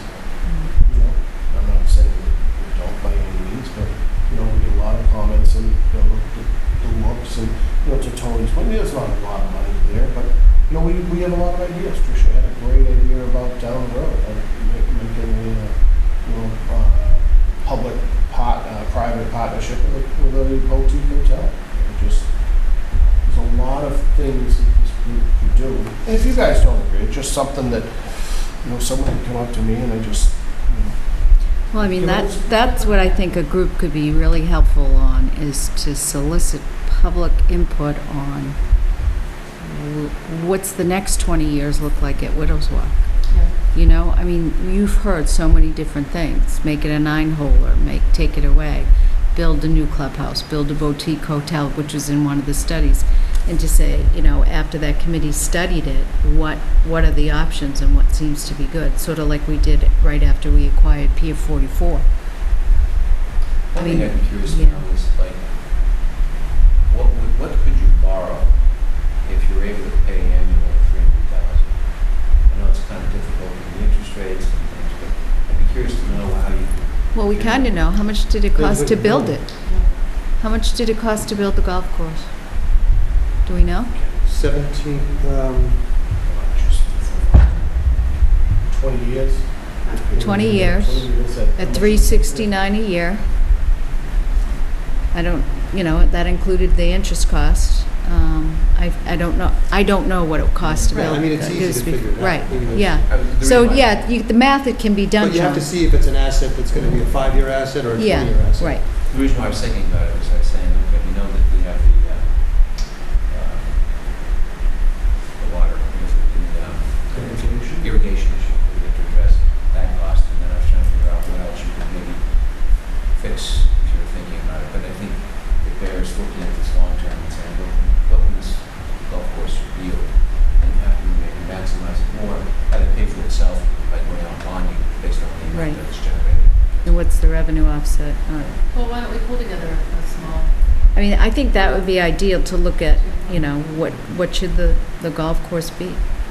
and before we do that though, can we explore at one of the next meetings the cost to do the parking lot?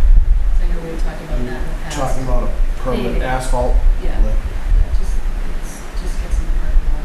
What So we where what we would want to do, if they will do it, is well, not necessarily piggyback, but see if we can get a TL Edwards, who has the state contract or the local contract to do those streets. That's in, I think they can, you know, if we could get the, you know, bid price for streets, I don't know. So I can find out the cost, and if you want it paved, then we can get it paved, because it's your road money. And, you know, there's more money in the road budget this year, because that's what you indicated you I wanted. don't know if I want to pay that before roads. I don't know. No, I don't want to take it away from anything, but I think it's worth taking a look at. At least get the cost, because Yeah. I think the other question you have is what are some of the options? Because what happens if you end up paving it only to find out you're going to relocate, put some building or then you're going to rip it Well, out? it's pretty bad. But if that's, yeah, and if that's not it, I want to say it's around 90, but I'll get an updated number from Kevin. Just the number. Yeah, that would be great. Anything else? No. You good? Okay. I just have one thing, I just wanted to update you on the Plymouth County meeting. The motion to give the Plymouth County Commissioners a $15,000 raise failed. Well, that's great news. Yes, after an hour and a half discussion, it was amended to a $5,000 raise. That's bad news. But the choice was 15 or 5. This is what's so typical of the Plymouth County. Okay. They put a motion together and they say, okay, either give us 15, but we're going to hold you hostage, because if you don't, then we're going to either get a $5,000 raise. Can you imagine that? This is just crazy land. And you know, it's sad because, you know, everybody in town would be irate. We even came up and said, increase our rate, which we're not looking for. Please, don't start publishing that back there. But this is unbelievable to people. $15,000 raise, they give themselves a raise. And you know what? They're going to come back next year and they're going to ask for the additional 7 or 8 to get up to their, actually another 10. They'll get their 10 next year. They want to get back to 28. Yeah. It was a big battle between the towns. It split 50-50, right? It very much was. Very close, very close vote. I really seriously think that we as a town, if there's a way, to figure out how to pull out of the county. I don't think we can. I think we should be able to get other towns to follow. But I think that's a serious issue because you're spending $90,000 per year in your budget that we could put towards OPEB instead of spending it down with the Plymouth County, which we get nothing back in return other than padding the wallets of these county commissioners who take their increase. Well, I know the Hingham League of Women Voters has been very active on that particular issue for several years now. Yeah, I'd love to know, what services you do utilize from the county. I'm really not Mosquito clear on how spray. many, besides mosquito spray. Probably kills the bees, so that's a It good does, thing. you would be, yeah. I mean, I'm telling you, it is a terrible thing. I really seriously think that people, look, I wish you would publish on it and just say how these people are just, there's no, well, All right, anything else? when's the next meeting? Well, I don't know. We have that block party application. She didn't show up tonight for July 6th, so It's before our next we meeting. either have to vote it or I have to tell her she can't have a block party, which is the annual. Is this an annual block party? Yes, they have it there every year. And they blocked the street off? I Yeah, don't Seaview remember Ave. that. Block party. So what I remember is that it was a block party that was further down on Seaview. This one's being proposed closer to Hadley, but it used to be from Parker Ave all the way down to Otis. I don't know the person, so but I do know that in the past they have had block parties. It's been approved through all the departments. I just And the don't have- police approved it, so, and the fire department also approved it. And they- Can you pass a contingent on something? Or discussing it with you more? Sure. Is that, By me, on a motion? Yeah. yeah, Move the Board of Selectmen approve closing of Seaview Avenue at the intersection of Hadley Road and Curtis Ave for a block party on July 3rd, 2017, from 4 p.m. to 10 p.m. with the approval of the Board of Selectmen Chair. do I have a second? Second. Second by Mr. Vignani. All in favor? Aye. Thank you. So just reach out to Erin. Okay. Thank you. So the board will go into executive session now to discuss strategy with respect to collective bargaining. And I declare that an open meeting may have a detrimental effect on the bargaining position of the body regarding the DPW contract. The board will reconvene in open session. So do I have a motion? Will the Board of Selectmen vote to go into executive session to discuss strategy with respect to collective bargaining, which we convene in open session? Second. The DPW. Second? Second by Mr. Dennehy. Roll call? Roll call. Ms. Karen? Yes. Mr. Vignani? Yes. Mr. Denny? Yes. Mr. Harris? Yes. And the minutes were voted? Yes, I have. Okay, thank you. All right, thank you very much.